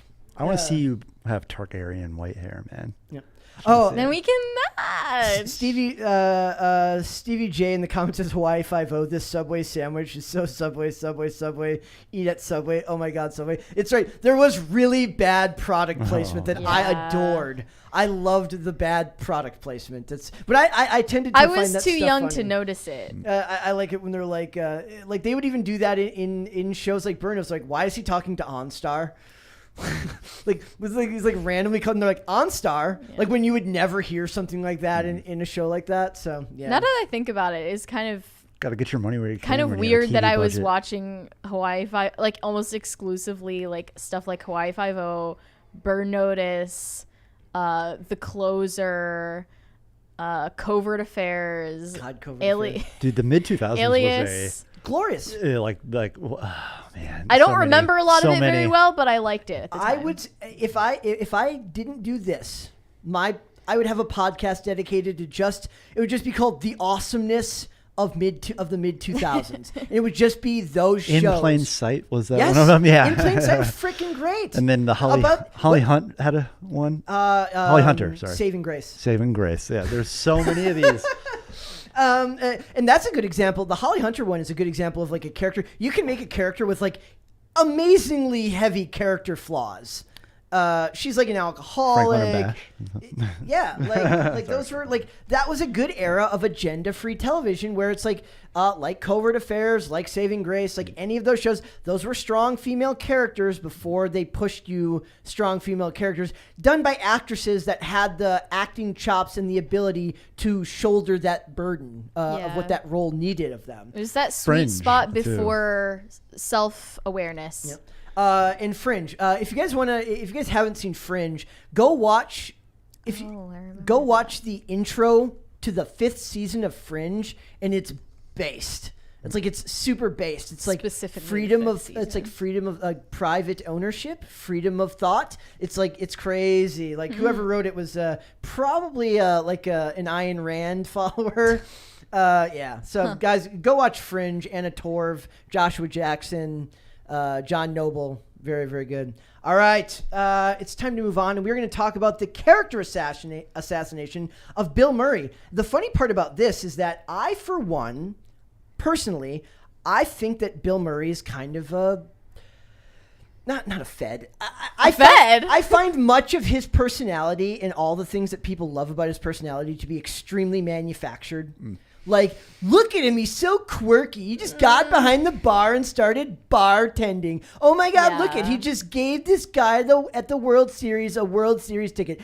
Oh, yeah, when there's a camera there to take a picture of it so that you can write some lame slice of life article about... He always came across to me as a guy who was probably extremely domineering, controlling, and had a horrible attitude behind the scenes. It's all but like completely confirmed that he at least has anger issues and like doesn't respect people's personal boundaries. Like physically, he will get in people's faces and like touch them and yell at them. So it says, before Harvey Weinstein's downfall and the emergence of the Me Too movement, the movie industry was a vastly different arena. In current year, we're seeing Me Too villains like Weinstein, Kevin Spacey, and Paul Haggis on trial this week for alleged sexual offenses. And now, much like cancel culture, the Me Too discussion of inappropriate behavior in the film industry remains open, even for matters that don't reach quite Weinstein-level realms of misdeeds, right? So there was an article today written about how Anna Faris was complaining about the bad behavior of Ivan Reitman on the set of stuff he made. And then, of course, all the columns, like, he was always bad. She claimed he like slapped her butt. ass in front of the crew members. Yep. But like, where's the push to cancel people who were complicit in Weinstein's misdeeds, because literally everyone knew about it. Have you ever seen that picture Everyone. of like Oprah Winfrey, like basically presenting a tiny There- woman to Harvey Weinstein? Yes. It's super There creepy. were what were called Weinstein girls. Yeah. Okay. Like everyone knew what was going on, including the women who were participating in his corrupt behavior. Yep. The women who knowingly, like, if you're going to his hotel room, you know what's up. It's like Not the- saying it's your fault if No, something exactly. bad happens completely. But if you already know his reputation and what this transactional relationship is about, It's like the girl who like went up to the hotel room with Aziz Ansari. She's like, I had no idea why he wanted me to go up to his room with him. I mean, that was even a whole different situation and relevant to Bill Murray, because Aziz Ansari needed to like rebuild his reputation Yeah. after like this girl did a write-up on him because they like didn't have sex. Wrong It- type of wine, I remember, was one of the complaints. And then that- like he bought her an Uber. Like, he got her a cab afterwards. Like he got her an Uber. It's like he was the most polite. assault Literally in the just history of like the world. oops, had an awkward interaction with this like B-list celebrity. So Bleeding Fool runs through the recent allegations, and there's absolutely a case to be made that this all came out suspiciously at the same time. We right? have talked about Bill Murray before Being Mortal got shut down, though. Yes. I just don't remember the details. I remember screaming in, like, allegedly screaming in someone's face Yeah. on set and, like, grabbing them by their skull, like, screaming in their face. And that's when I saw all the slice of life stories about Bill Murray. Somebody else in the comments mentioned, well, he had tea with RZA. Like that's it's like he does, like, It's like what's her name? Went to jail for tax or for finance fraud. Martha Stewart. It's like Martha Stewart Oh. and Snoop Dogg being friends. It's Nobody too actually cutesy. buys that they're actually friends. BS. It's a facade. And so we have Yeah. the $100,000 paid to a much younger, which literally Dirt is. I much was younger saying, than like, Bill Murray. if this production assistant had been in her 40s, She's- she could still be described as a Much much younger. younger employee. So he pays her $100,000 because he jumped on her lap and then started making out with her while they both had masks on, because that's something normal people do. And then they also talk about what was it, Gina Davis, and the issue with the personal massager. Really creepy. But She that was said in the 90s. in her memoir that she repeatedly told him she didn't want him to like use this massage device on her that was called the Thumper, and he did it anyway and ignored her. And then he also like screamed at her in front of hundreds of cast and crew members Yeah. for quick change. And then the accusations continued when Rob Schneider said that Murray hated the entire cast of Saturday Night Live. That when he came back to guest host, he wasn't very nice to us. Schneider said. He said he hated the Saturday Night Live. I think this when he is hosted. hilarious. Absolutely hated us, and I mean seething. Schneider contended that Murray displayed extra ire towards certain cast members. He hated Chris Farley with a passion, like he was just seething looking at him, Schneider said, before adding that Murray, quote, really hated Sandler too. Go And off, Bill Murray. I take offense to that because I love Adam Sandler. You leave Adam No. Sandler alone. Adam Sandler is annoying as all hell. Leave Sorry. Adam Sandler alone. It was just naked rage. I'm saying, like, I honestly respect it, like, because there's so many people who, especially in that industry, hold up a facade of like civility. And but he doesn't hold up a facade. He does put up a facade. He puts up a facade of I'm a weirdo. It's his okay. facade. I'm a weirdo. His facade is like it's okay that I have issues and I don't respect people because I'm quirky and out of the hate box, and I'm sort of like Jim Carrey. Like Jim Carrey does that shit too. He gets the excuse that because he is, a kook, Yeah. that he can do whatever he wants I hate- socially. I don't like the idea. It's like the people who it's like you've got that friend who just says really rude things. You say it's because I'm blunt. I'm like, no, you're just an asshole. However, a lot of people who are fond of Bill Murray and his sense of humor and are familiar with it could defend what happened with this production assistant, because I don't know how she was reacting to this. And I don't know Yeah. if, like, because the witness who was there, the third party witness who was there, didn't say anything about, like, intervening. It, like, clearly if she had been, like, shrieking or, like, recoiling from him, then someone would have stepped in. Yeah. I don't know the context. So he's cracking a joke at himself for being out of touch, for being socially like unaware, for being old and gross looking, for being sexless. And that makes sense in his deranged old man brain.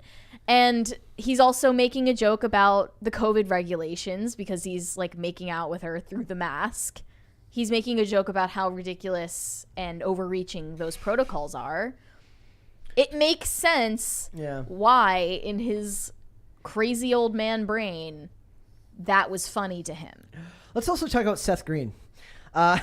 This was actually sad. Seth Green also spoke up this week about an altercation with Murray on SNL. When he was 9 and a mid-30s, Murray, again guest hosting, says Green was set to play a kid in a skit. He was sitting backstage watching TV when he says, Murray saw me sitting on the arm of this chair and made a big fuss about me being in his seat. And I was like, that is absurd. I am sitting on the arm of this couch. There are several lengths of this sofa. Kindly F off. I And doubt he was like- actually said that I at know. 9 years old. He's like, and then I was like this. And then he was like, that's my chair. Green says that he refused. He picked me up by my ankles and held me upside down, dangled me over a trash can, and was like, the trash goes in the trash can. And I was screaming and I swung my arms, flailed widely, full contact with his balls.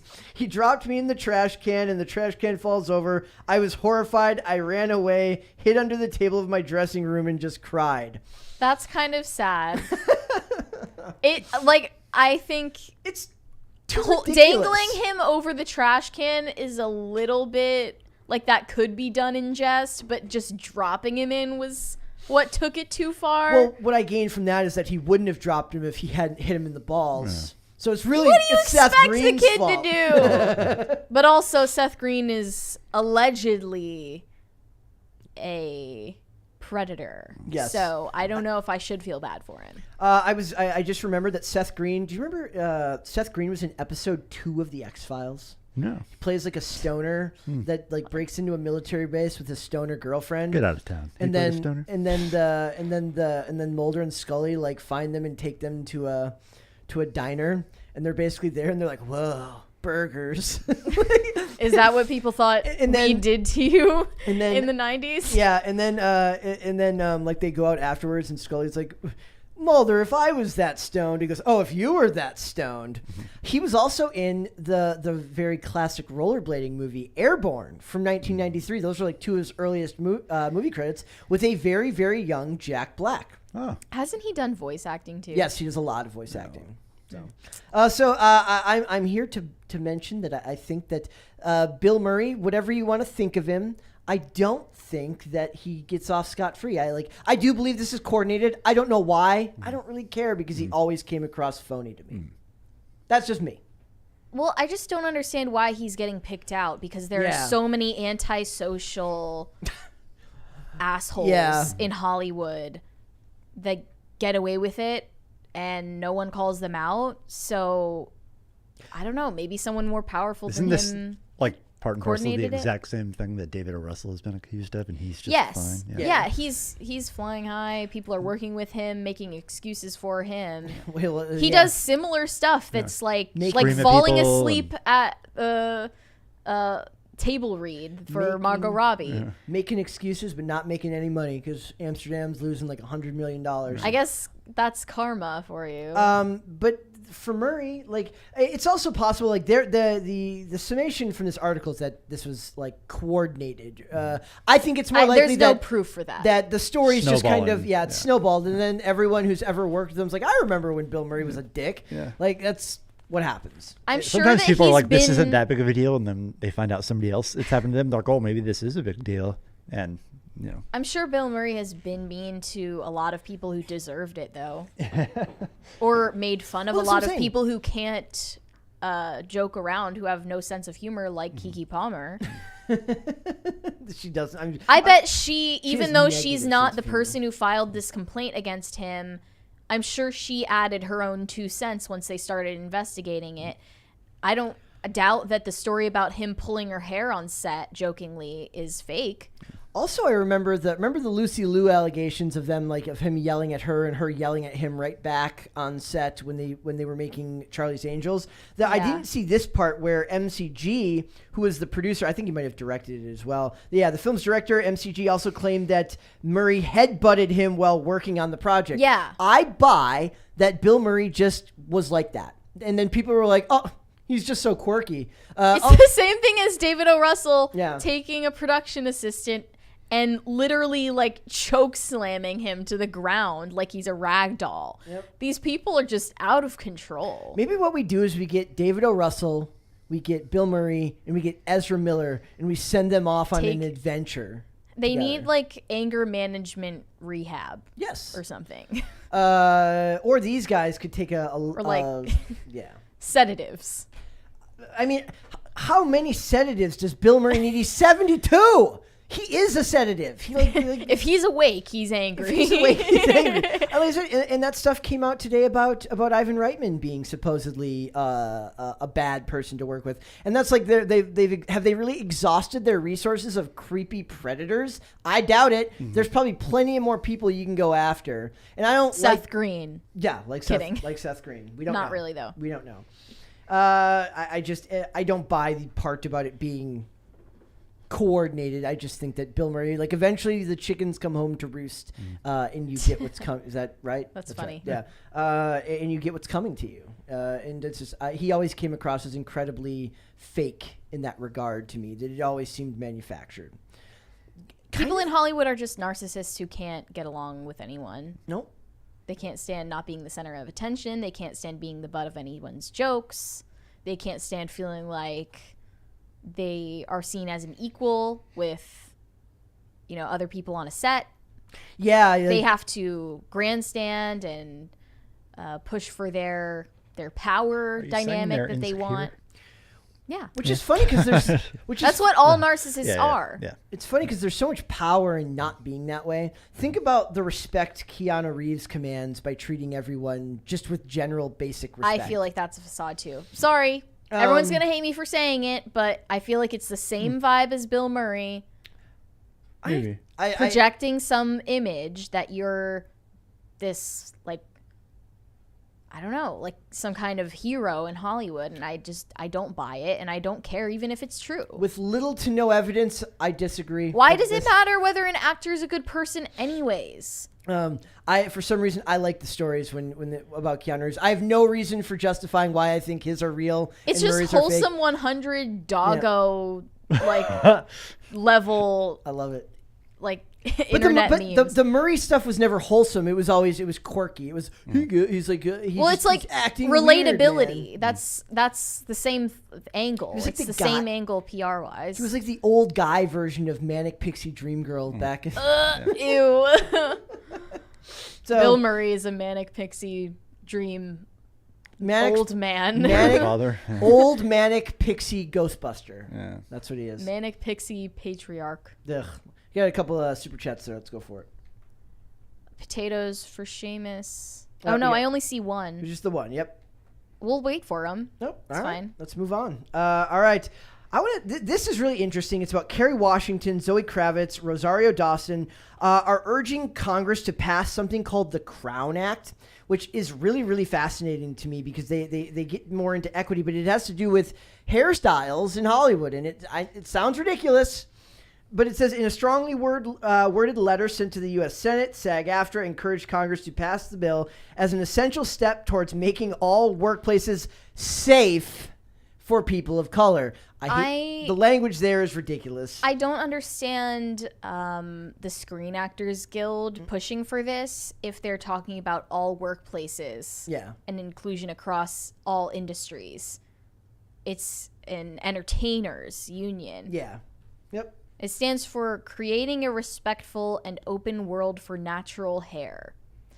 I guess they think that they are particularly affected by hairstyle discrimination in Hollywood, but if anything, that's where it would be the least likely to happen. No, because they're very if you, specific. Like, look at how directors and costume designers now are trying to incorporate how actors and actresses really style themselves in real life. Yes, like to reflect them and their personality. like the Little Mermaid. They kept Halle Bailey's dreads in The Little Mermaid, not because she brought it up as what she wanted to do, but because the director from the jump wanted those to be included in her character. Yeah. I'm sure she was open to the alternative. I found this old article, and I wanted to reference this before. This is from, there's an actress named Shalita Grant who was on NCIS New Orleans, and she had this article, and I remember this is from last year. Physical and emotional damage with her hair. It's related to the show.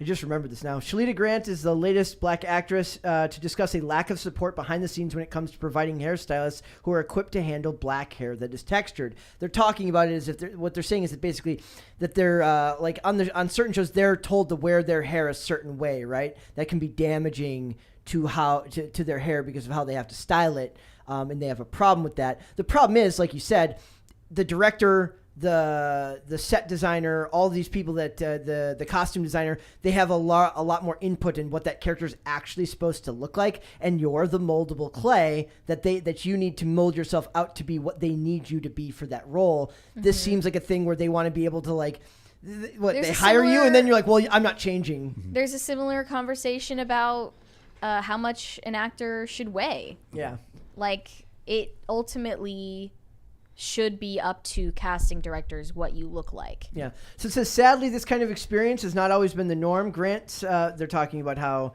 she's moved on from that yet, that her project after this allowed her more freedom.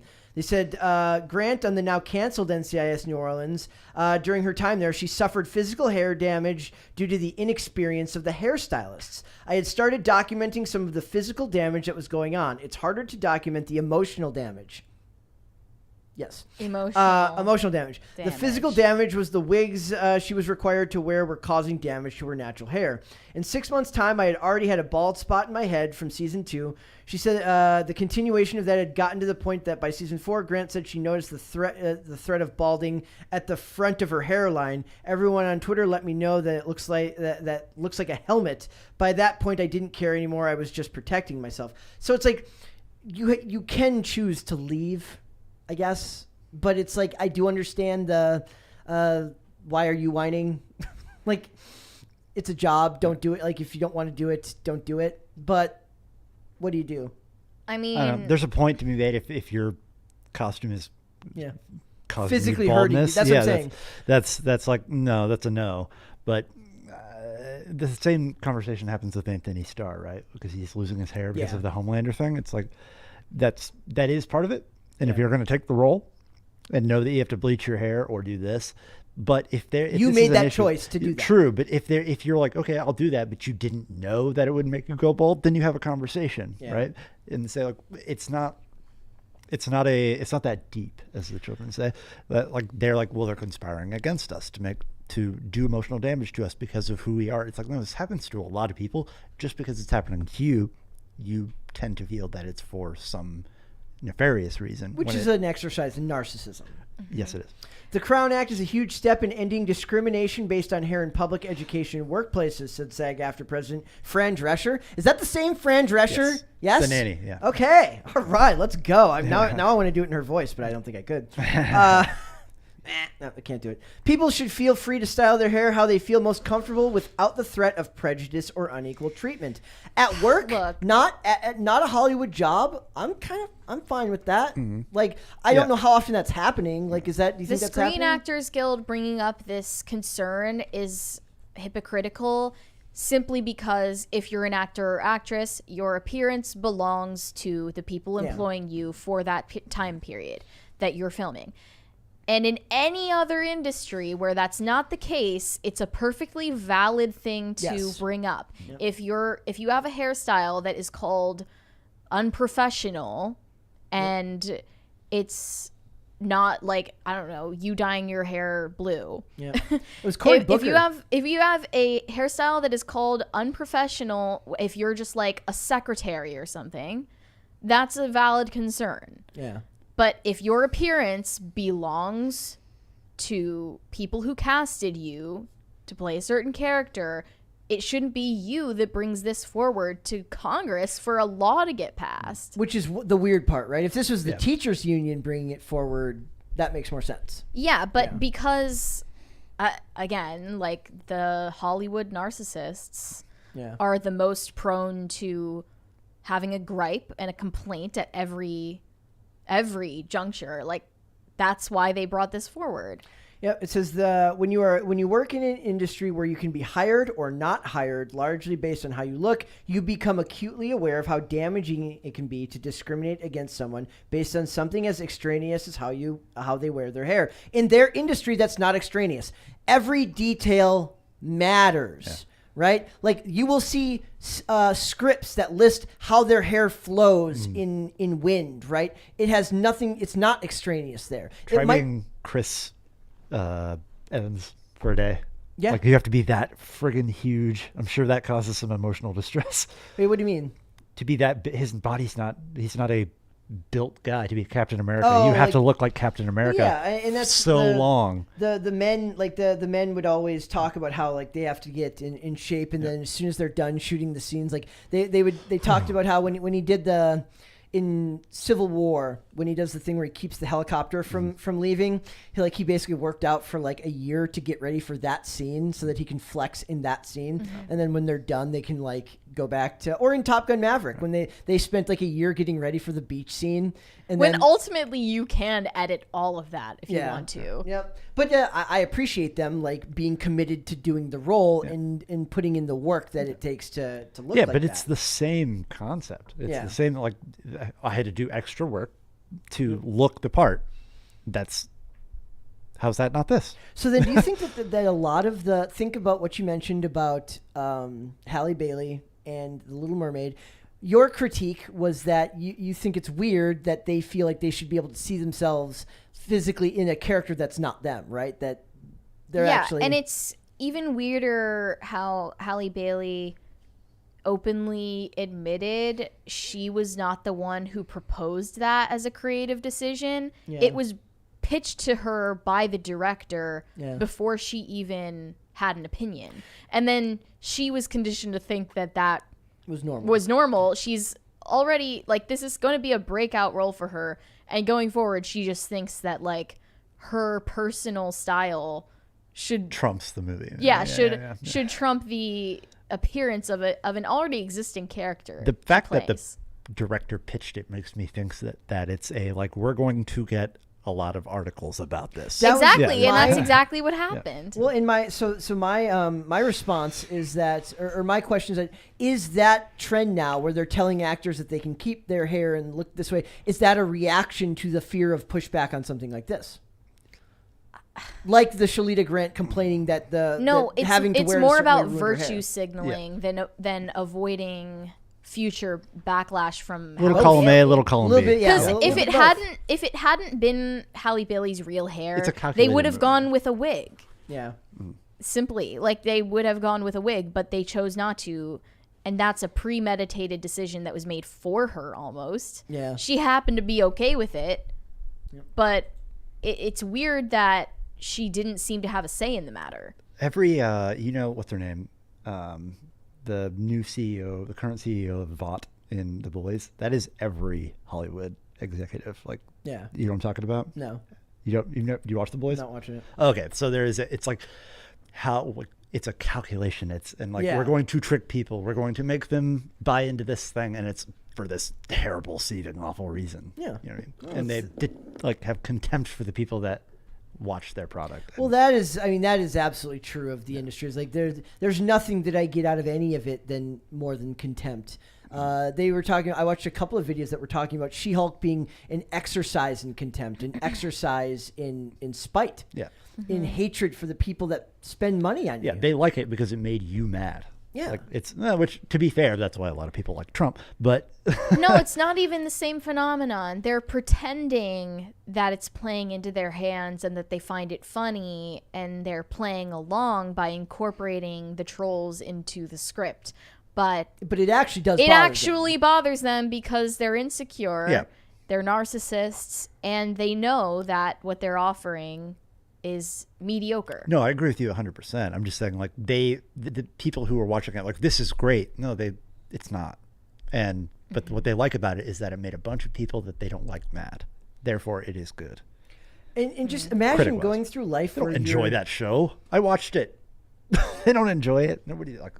Imagine going through life where you're like your forward purpose, your purpose going forward is literally something that's such a negative, that has such a negative mindset to begin with, right? At least spite someone who deserves to be spited, I don't even like that idea. or who Like- was asking for it in some way. like I'm not gonna do a segment on this show to spite someone. But how was like? It depends It's if like there was infectious to something you. instigated. Yeah. Was there ever a pretense to clap back at the haters when you didn't even have haters yet? You were planning it before the show existed. You made the haters.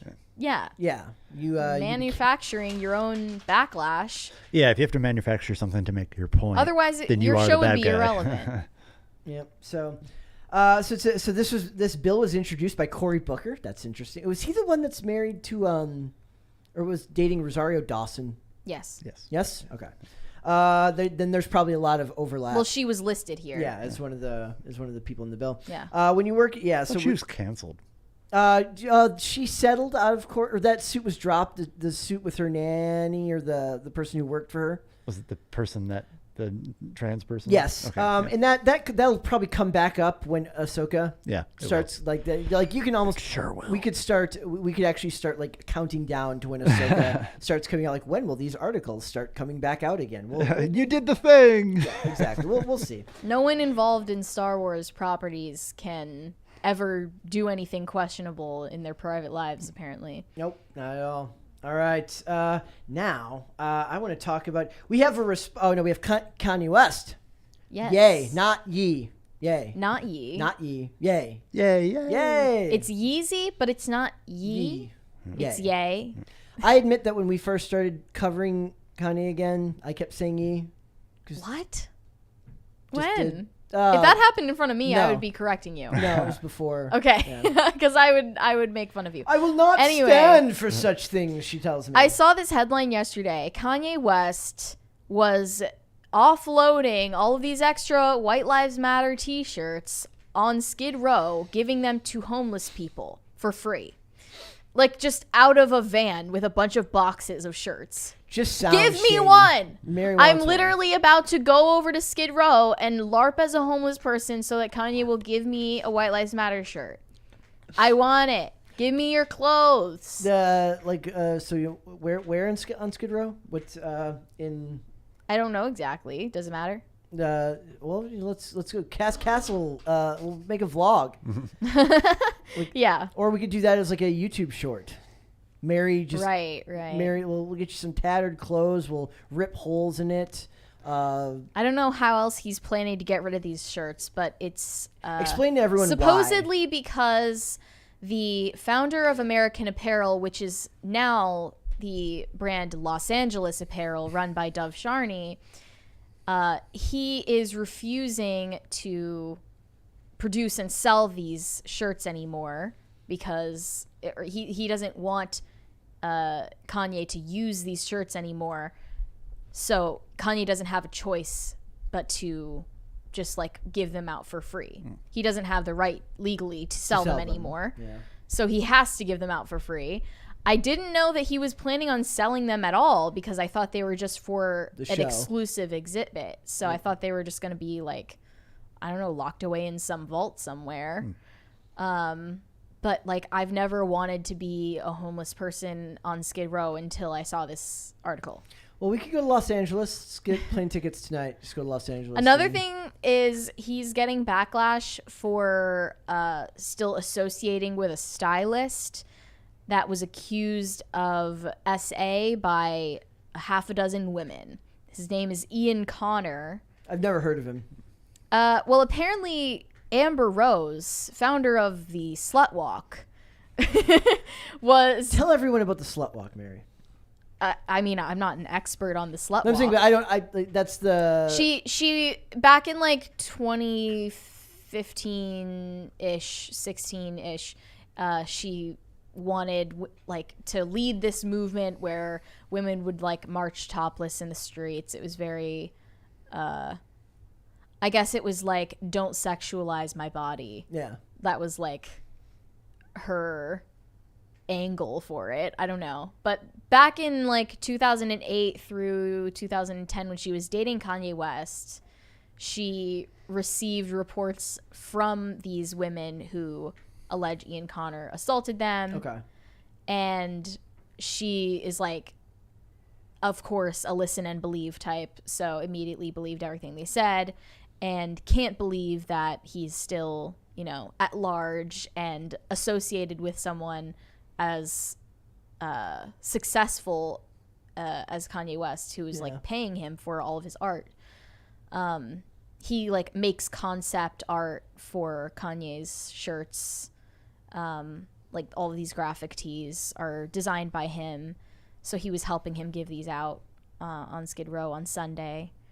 I don't know if they've done anything since. And he's got accusations against her. How many? 6? Yeah. That's a lot. I think they said at least, so maybe that's in question. Let's say it's. Yeah, and then he said like, what? That's not cool. I would never force someone to do something. That's not cool. Not cool. Talk about the most like unconcerned approach to that ever. I mean, you've got to respect that he cares more about what's cool or uncool than moral or immoral. And he's not making a big bold statement out of it. He's just Yeah. kind of like, you know what, man? It's not cool to accuse people of stuff they didn't do. Not cool, man. Yeah. Bruh. Anyways, would you guys wear this shirt? No. Why? I just wouldn't wear it. Fear? Fear? No, I don't. You don't like how it looks? No, I don't care about it. I don't wear any particularly shirts with logos on them at all. All my shirts are plain. Yeah, I don't. Right. No, like I wouldn't. No, I don't.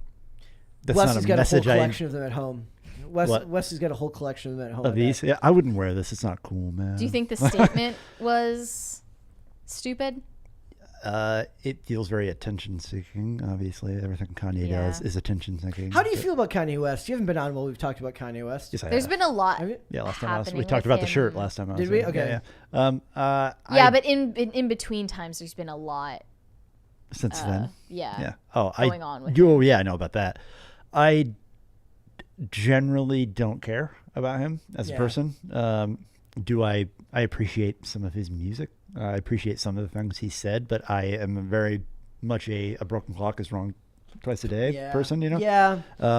Where it all seems like he says whatever comes to mind in the moment, or it's very calculated and knows that it will have this response and it will generate another news cycle all about him, right? Yeah. So Even I when he generally don't plans care. things ahead, I don't Yankee think of it as potatoes. calculated. I think he just has a vision and then fast tracks it to happen as quickly as possible. That may be true as well, but Yeah, I don't know when if I say calculated is it how just, I would think I of just Kanye West. calculated may be the wrong word. It may be that he knows what a response will be inherently. You know what I mean? Like Right. he knows what the response. Like he is and gifted then in that way. retroactively it imposes a meaning onto Yes, it that it there you didn't go. have at Yeah. the beginning That is when a it much better way to was say it. conceived. He knows it will draw some reaction, and then he will. Yeah.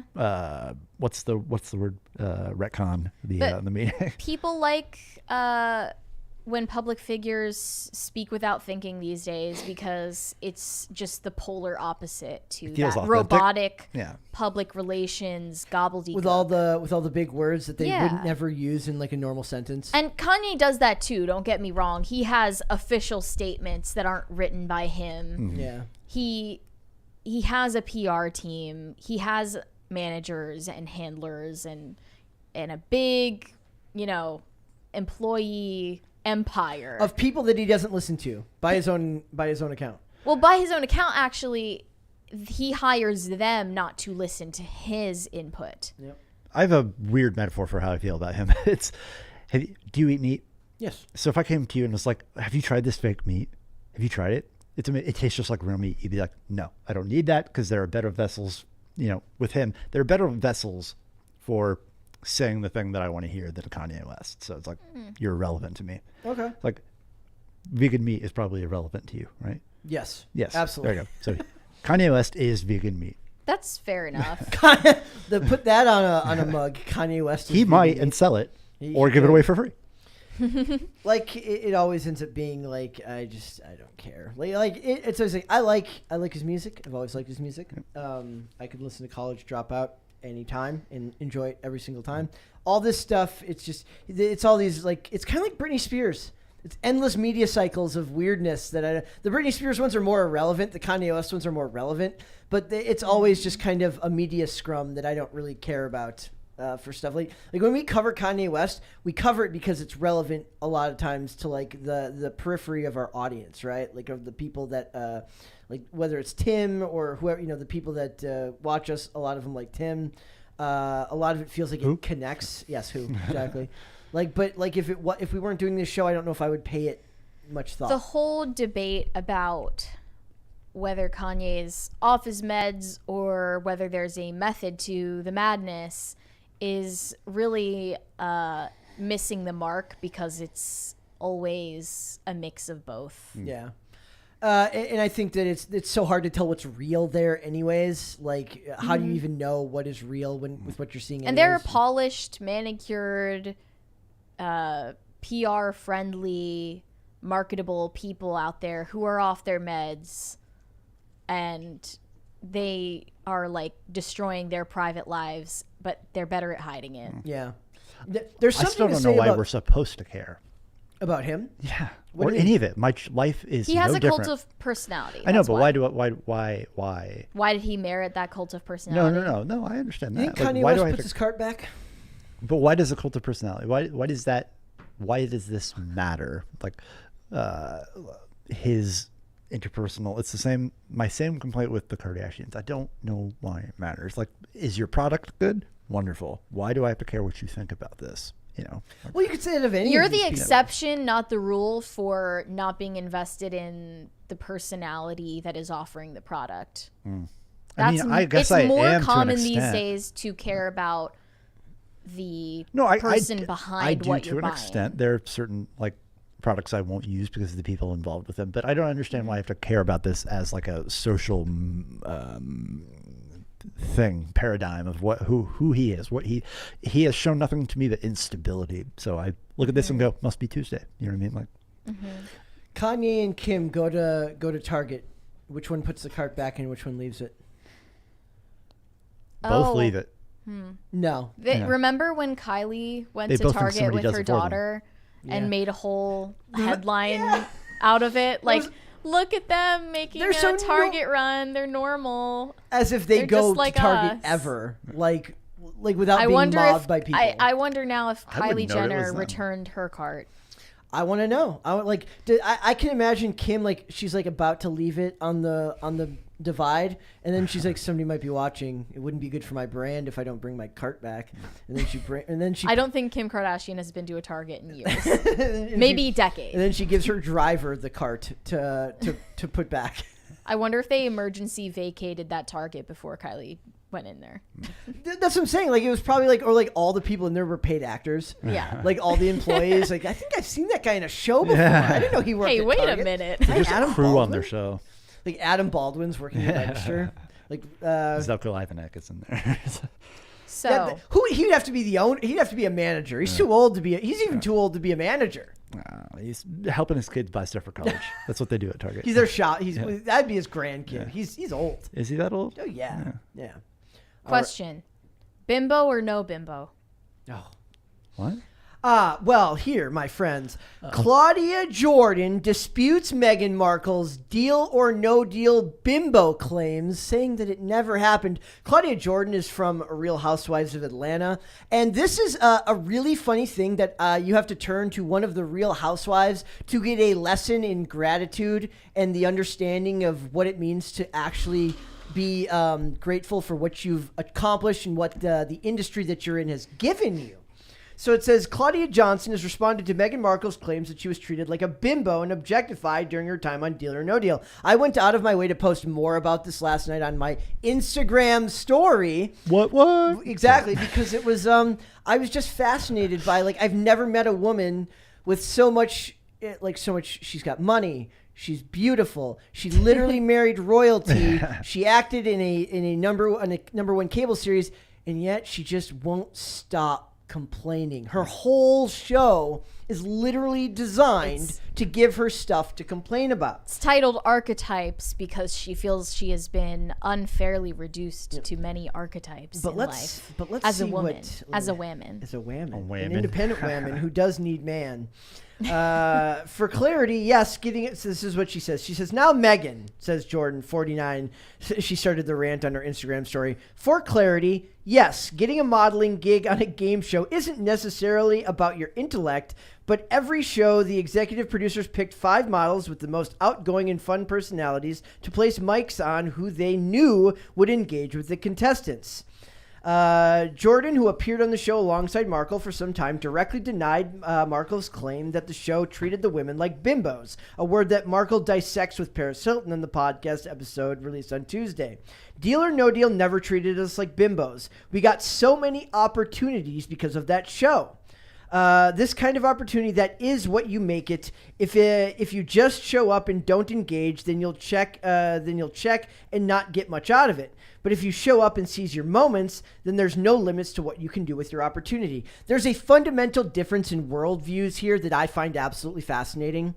Being one of the Real Housewives, I mean, she's no slouch. She succeeded plenty. She was also on a bunch of like The Apprentice, or not Apprentice. What was the other big one? Shark Tank or something like that. She was on a bunch of other stuff, right? So she's successful. The Real Housewives are a cult phenomenon here in America. Yeah. She's grateful for all the opportunities that were afforded her on what was essentially just a modeling job. That is a different way of looking at the world than somebody who takes every opportunity and looks at, why didn't I get more? With Meghan Markle, I don't understand what she expected out of a gig where she's hired to wear a dress and heels and open a briefcase. So the name of the job is literally Briefcase Girl. How are you going to highlight your personality, your intellect, and your opinions in that role? It's not even acting. It's literally modeling. It's as close as you can get to just like being in a still static image. I posted the video of the thing yesterday on my story. I'm like waiting for the moment. I'm like waiting to hear about foreign policy, women's issues. Oh no, she's just opening a briefcase. What the hell is she supposed to do? When is she supposed to say something? So maybe her real complaint was about the climate on set for Deal or No Deal, but she also was refuted on that. Yeah. Saying that everyone else like felt respected. Yep. Otherwise, this would just mean that Meghan Markle got singled out, and that's not true. I actually enjoyed my experience working on Deal or No Deal, Jordan said. It was a step on the ladder I've been ascending on for 25 years that paid all of my bills, put me in front of 13 million plus people every night, and led to getting on Celebrity Apprentice All-Stars, breast cancer awareness Celebrity Apprentice All-Stars in the breast cancer awareness campaign, guest hosting Extra, getting into People Magazine's 100 Most Beautiful People issue, and so much more. That's gratitude. That's looking at an opportunity you had earlier in life and being grateful for what you were given. Meghan Markle will never be happy. I don't even think that you have to be outwardly grateful to the people who casted you in this role or this modeling gig. You just need to not be a vindictive C word about it afterwards. I was hoping you would say it, but I knew it was coming. This is interesting because like they always do this under the guise of trying to make the world a better place. They always want to make the world a better place. But the person who's showing gratitude for an opportunity and growing beyond it is actually making the world a better place by like not looking at if something bad does happen to you, you do the right thing. But if everything that happens to you is a bad thing, then maybe the problem, look inward.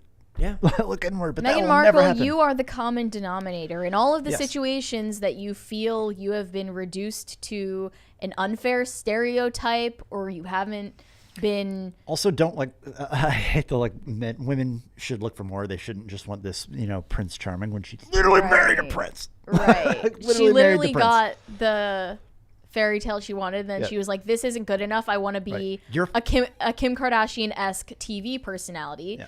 But that Or- would require you to actually have some PR genius and I have had people in my life in the past that are constantly embroiled in some sort of turmoil, some tumult, some sort of thing, and the world is so unfair to them. And that is all I see when I see her name. It's like, Yeah. it's everything is bad. Everything is awful to me. Nothing is ever good. Nothing good ever happens to me. It's like 5 seconds of self-awareness it's would not, do a lot of good. It's not really everything that happens to me is bad and nothing good happens to me. It's everything bad that happens to me is someone else's fault, and everything good that happens to me is my own something doing. I earned. And accomplished And deserve. overcame.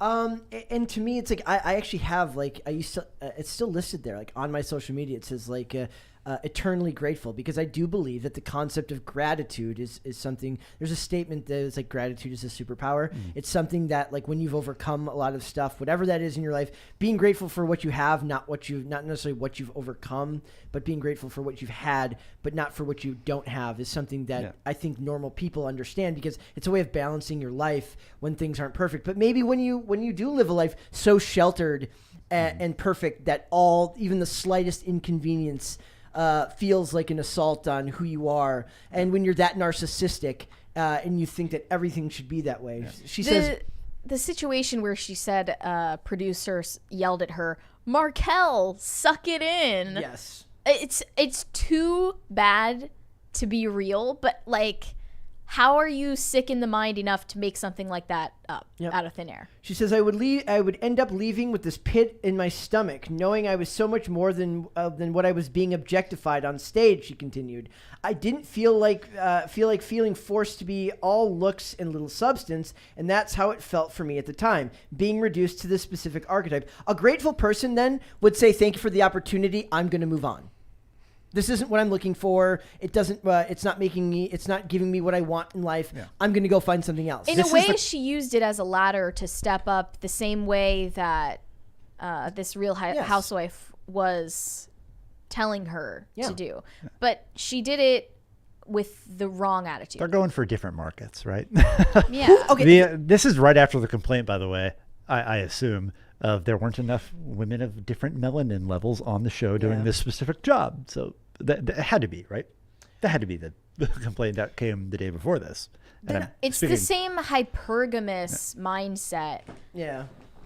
But it's not acknowledging your own greed, really. Then I want to know. Then I actually do have a legitimate question. Who is the Meghan Markle target audience? There is a huge amount of people watching the royals who are really Strange into amount that of Americans culture. doing it. They're really into the cult of celebrity around the royals, and it seems like an even split in that group who likes Meghan Markle and who dislikes Meghan Markle. Yeah. Or Meghan and Harry as a duo, really.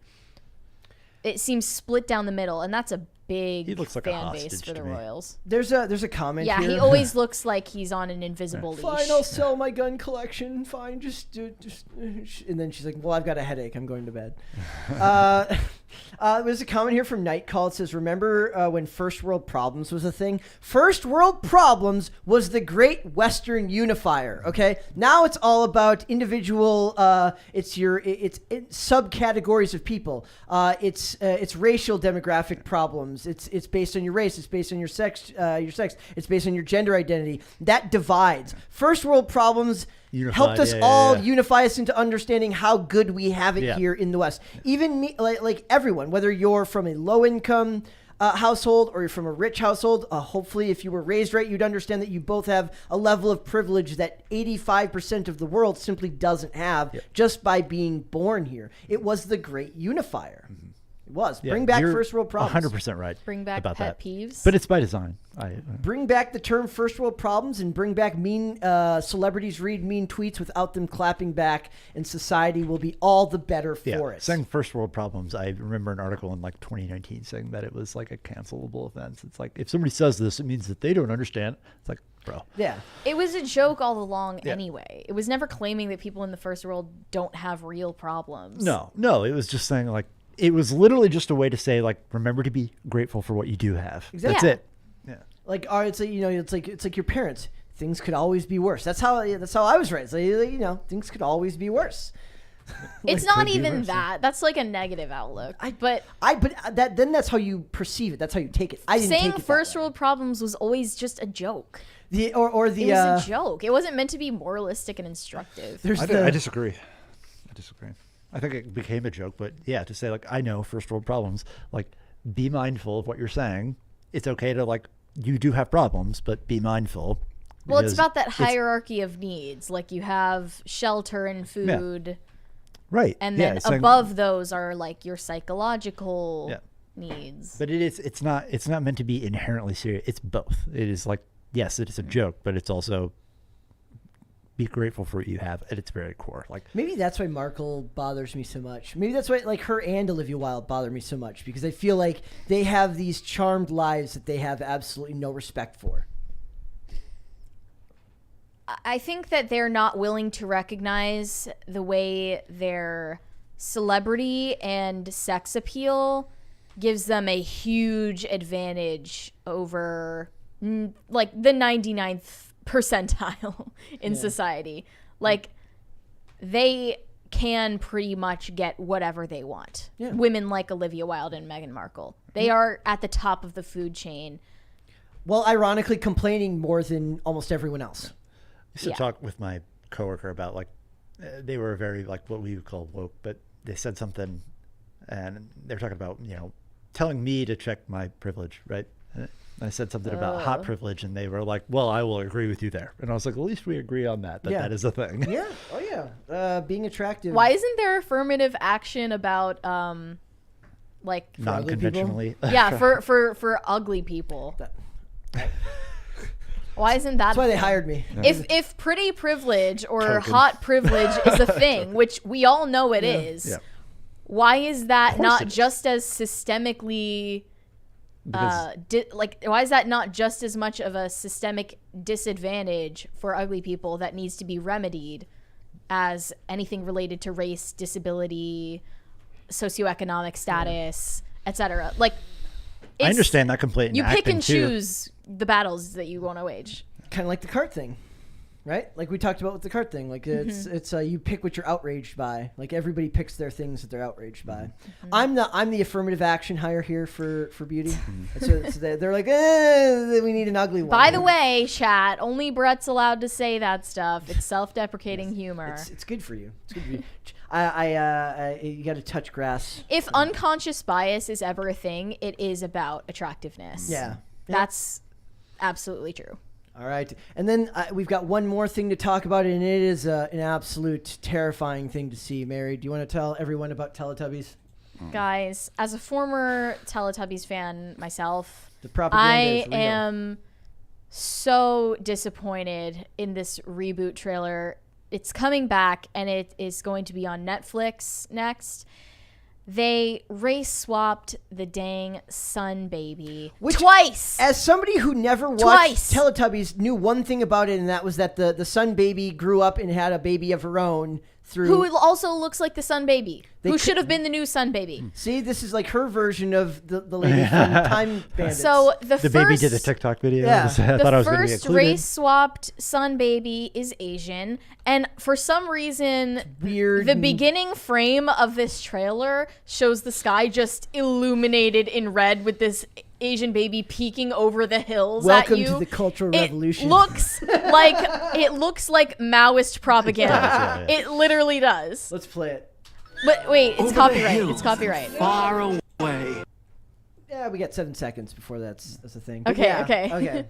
And then at the end, they show another race swapped sun baby that's black. I didn't even notice that one. But it's so artificial. Like, I can't stand it. Black I'm literally- Sun, Nazi propaganda confirmed. I'm literally So picturing true. like a board they have of all the check boxes they have to check off as they're going through. This is why I can't ignore it like you can. You say, like, when they race swap, as long as they don't make that the sole focus, then it's fine. But for them, it is the sole focus, know. and you I can't know. distract from that. Eventually, I And will for give in. for a show that's made for literal infants, they are injecting their social engineering from the very beginning. It's odd. Mike Taryn says, "Land of the Rising Sun, baby." Also, tell me they're not going to play into the meme that, like, I think the purple one is gay. Probably. Oh, by the Tinky way, Winky. Yeah. also, I want somebody to please make it. In the chat says Mary as the sun baby. Somebody needs to make a meme of Mary as the sun baby. No, for- it already exists. Okay. I Excellent. posted it on Twitter, by the way, because I Okay. was like, I would make a better sun baby than this. We need more. We need More Mary sun babies. No, we need the Maoist version of it in red. Oh, yes. And like long live the CCP. Yes. With Mary. CCP sun baby Mary. And then CCP and Mary. then have Winnie the Pooh down below looking up at the sun. Oh, interesting how Winnie the Pooh always wears red, by the way. Yes, he does. It's, Yes. We're bringing back McCarthyism. like, well, you know, that's we're halfway there. We're in reverse McCarthyism right Why now. isn't there a red Teletubby? What I do you could have mean? sworn I remembered there being one. There was one right there. Poe? I don't know. Oh, yeah, it was Poe. No. I don't know anything about it. I just know that that graphic is horrifying. I didn't know this before either, but They're so scary looking. apparently Dipsy is black and Poe is Asian? Question mark? Maoist Mary sunbathing baby. That's what we need. I just don't understand why, if they're not even human characters, they need to be racially and sexually diverse. Because they're weird. That's why. Why does Tinky Winky carry a handbag? A clutch. Look, It's a clutch, if you will. I feel like my pushback whenever they like about the things that bother me that don't bother me gets like harder and harder to do every day when we talk about it. But yeah, in this case, it's creepy. It's all creepy. And then there were a bunch of quote tweets about this making fun of Tolkien fans of all things, because they're making fun of people who care about like this respect for the source material, Yeah. which is totally unrelated. But anyway, they said, so effing sick of our iconic franchises being boiled down for babies. Is it actually a reboot? Does it specifically disregard previous canon? This is a huge blow to fans invested in the lore. Is there lore for the Teletubbies? No, they're making a joke calling Tolkien fans babies. But is there actually lore for the Teletubbies? Yes, There is? Okay. Ugh.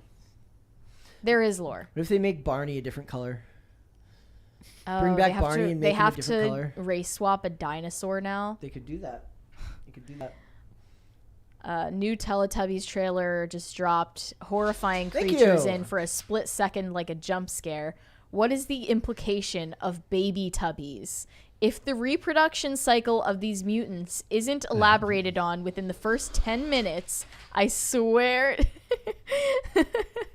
So apparently the Teletubbies can reproduce as well. This is news to me. They have babies. Weird. They're in a polycule. So what do they call the babies? Baby tubbies? We don't know yet. Telebabies? They're adding to the canon. This is so unfair. See, it actually bothers you. It actually bothers me. Like, Telecubbies. as me, who never watched it, believe it or not, it doesn't bother me as much. But like the beginning image is I'm terrifying. hyperventilating and crying. She right is. Now. So just thought I would Literally crying. mention it for all of you former Teletubbies fans out there. They're making it into Chinese propaganda for babies now. It is what it is. All right, let's go to super chats. Derek Null said, knew I'd get a Randall-like rant by Brett if I mentioned Bruce Chin Campbell. Love. Best bits on that show was Michael's mom when stuck with Sam Axe.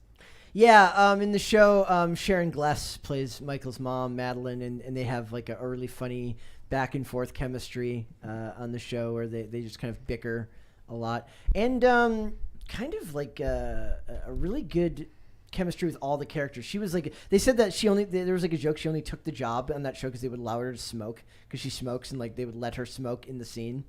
Everyone should go watch that show. Joe you. Daraki, aka Jay Dizzle, said Netflix did a series called A Tale Both Dark and Grim about those fairy tales. It's dark. It's made my kids cry several times. Is it aimed at kids or is it aimed at adults? Maybe that's the problem also with the stuff with Teletubbies. Like, we don't know who the hell anything's made for anymore. Are they made for adults in perpetual adolescence, or are they made for kids? I would argue both. Remember when Paw Patrol got in trouble for valorizing cops? Oh yeah, they got canceled and then brought back. Worse than Law and Order. Like fairly close to like right at like that one was brought back like right away. Like they're like it's too much money on the line. Man. Whoever's complaining about this has the attention span of a gnat. There's no way that we're leaving that much money on the table. Also, what was like the police, the cops, and not Reno 911, but what's the other, Live PD?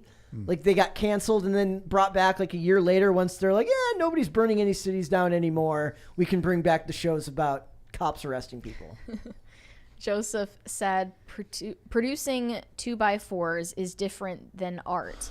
You don't get to cry immutable characteristics when you agree to be a part of art.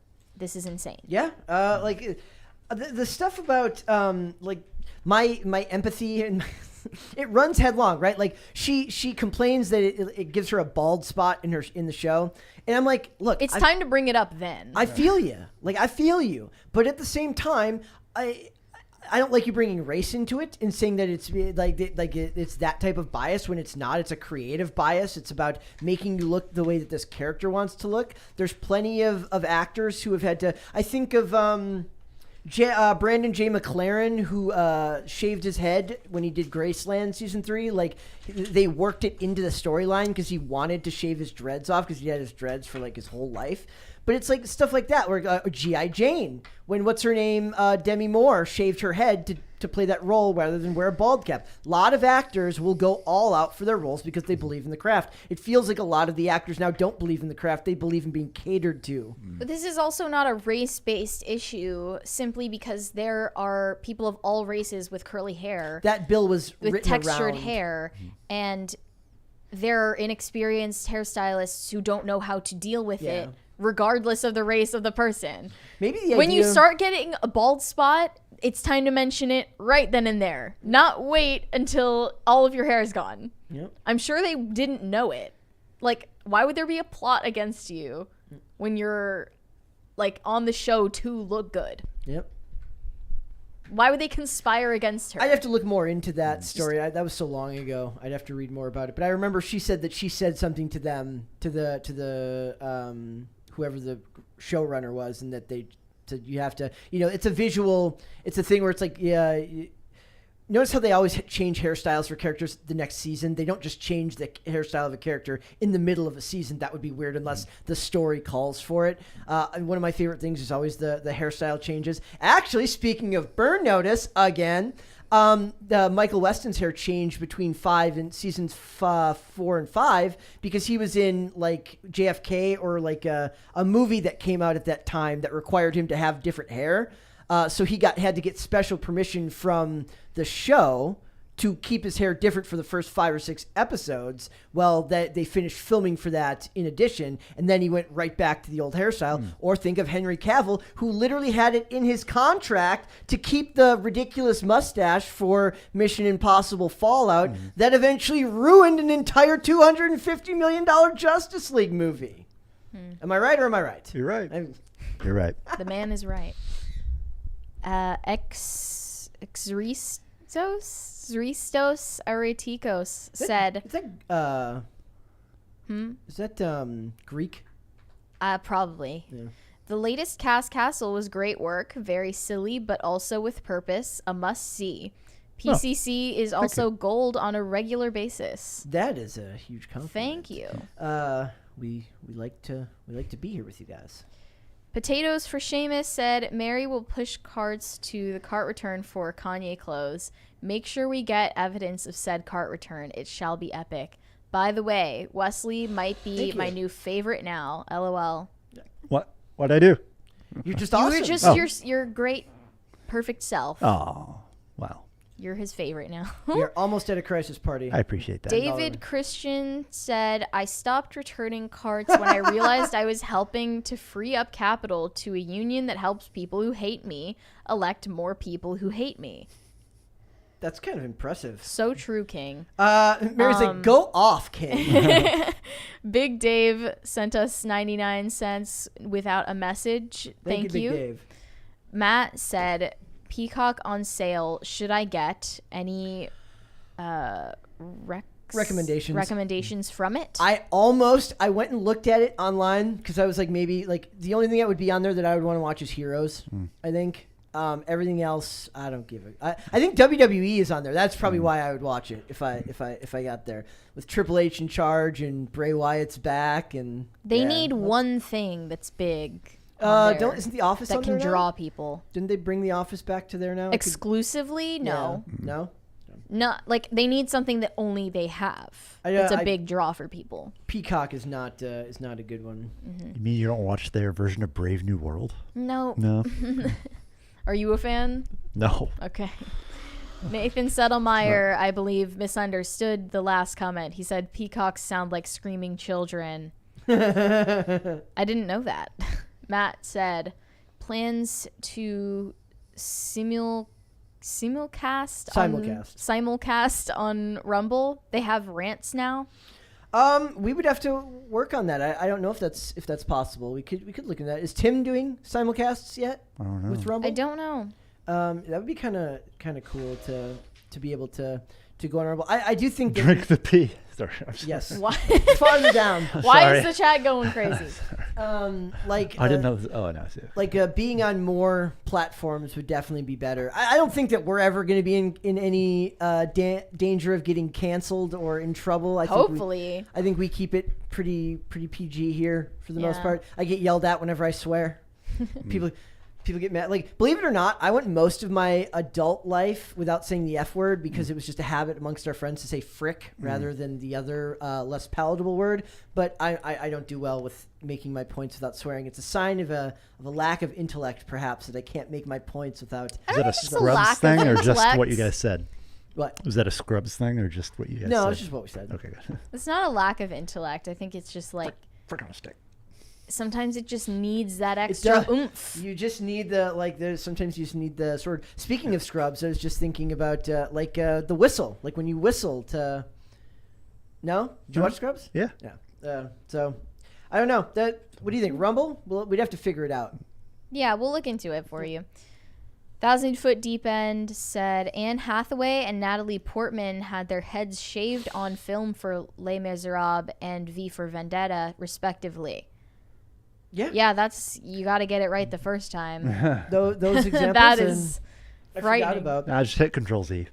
V for Vendetta would have been the example I would have normally given. I don't know why I mentioned G.I. Jane. I haven't seen that movie in 20 years. But yeah, it's a commitment to the role, right? You have to commit to the role. I'm shocked that Will Smith didn't come slap you. Potatoes for Seamus said Crisis Party, drink the pee. Oh, Sorry, I didn't mean to read it. Really, it just got It's me. okay. It got me. he must be watching earlier in the show when we were talking about Bear Grylls. Bear. Yeah. 1,000 Foot Deep End said PCC certainly is always gold, even more so with Brett's bleached hair. Thank you. That was the perfect moment for the Crisis Party. Wow. I've never seen you stand up during a show before. Thank you, guys. That's made my truly day. unprecedented. Yes, it is. It was good timing. It was very good timing. Thank you, guys. All right. Those are all the super chats. That's it, everyone, guys. Thank you so much, everyone, today. And Wesley, thank you. It was my pleasure. Let everyone know where they can find you, my friend. You can find me on Cast Castle in the attic. That's where I'll be. I'll be in the attic. In the attic, guys. Mary, where can they find you?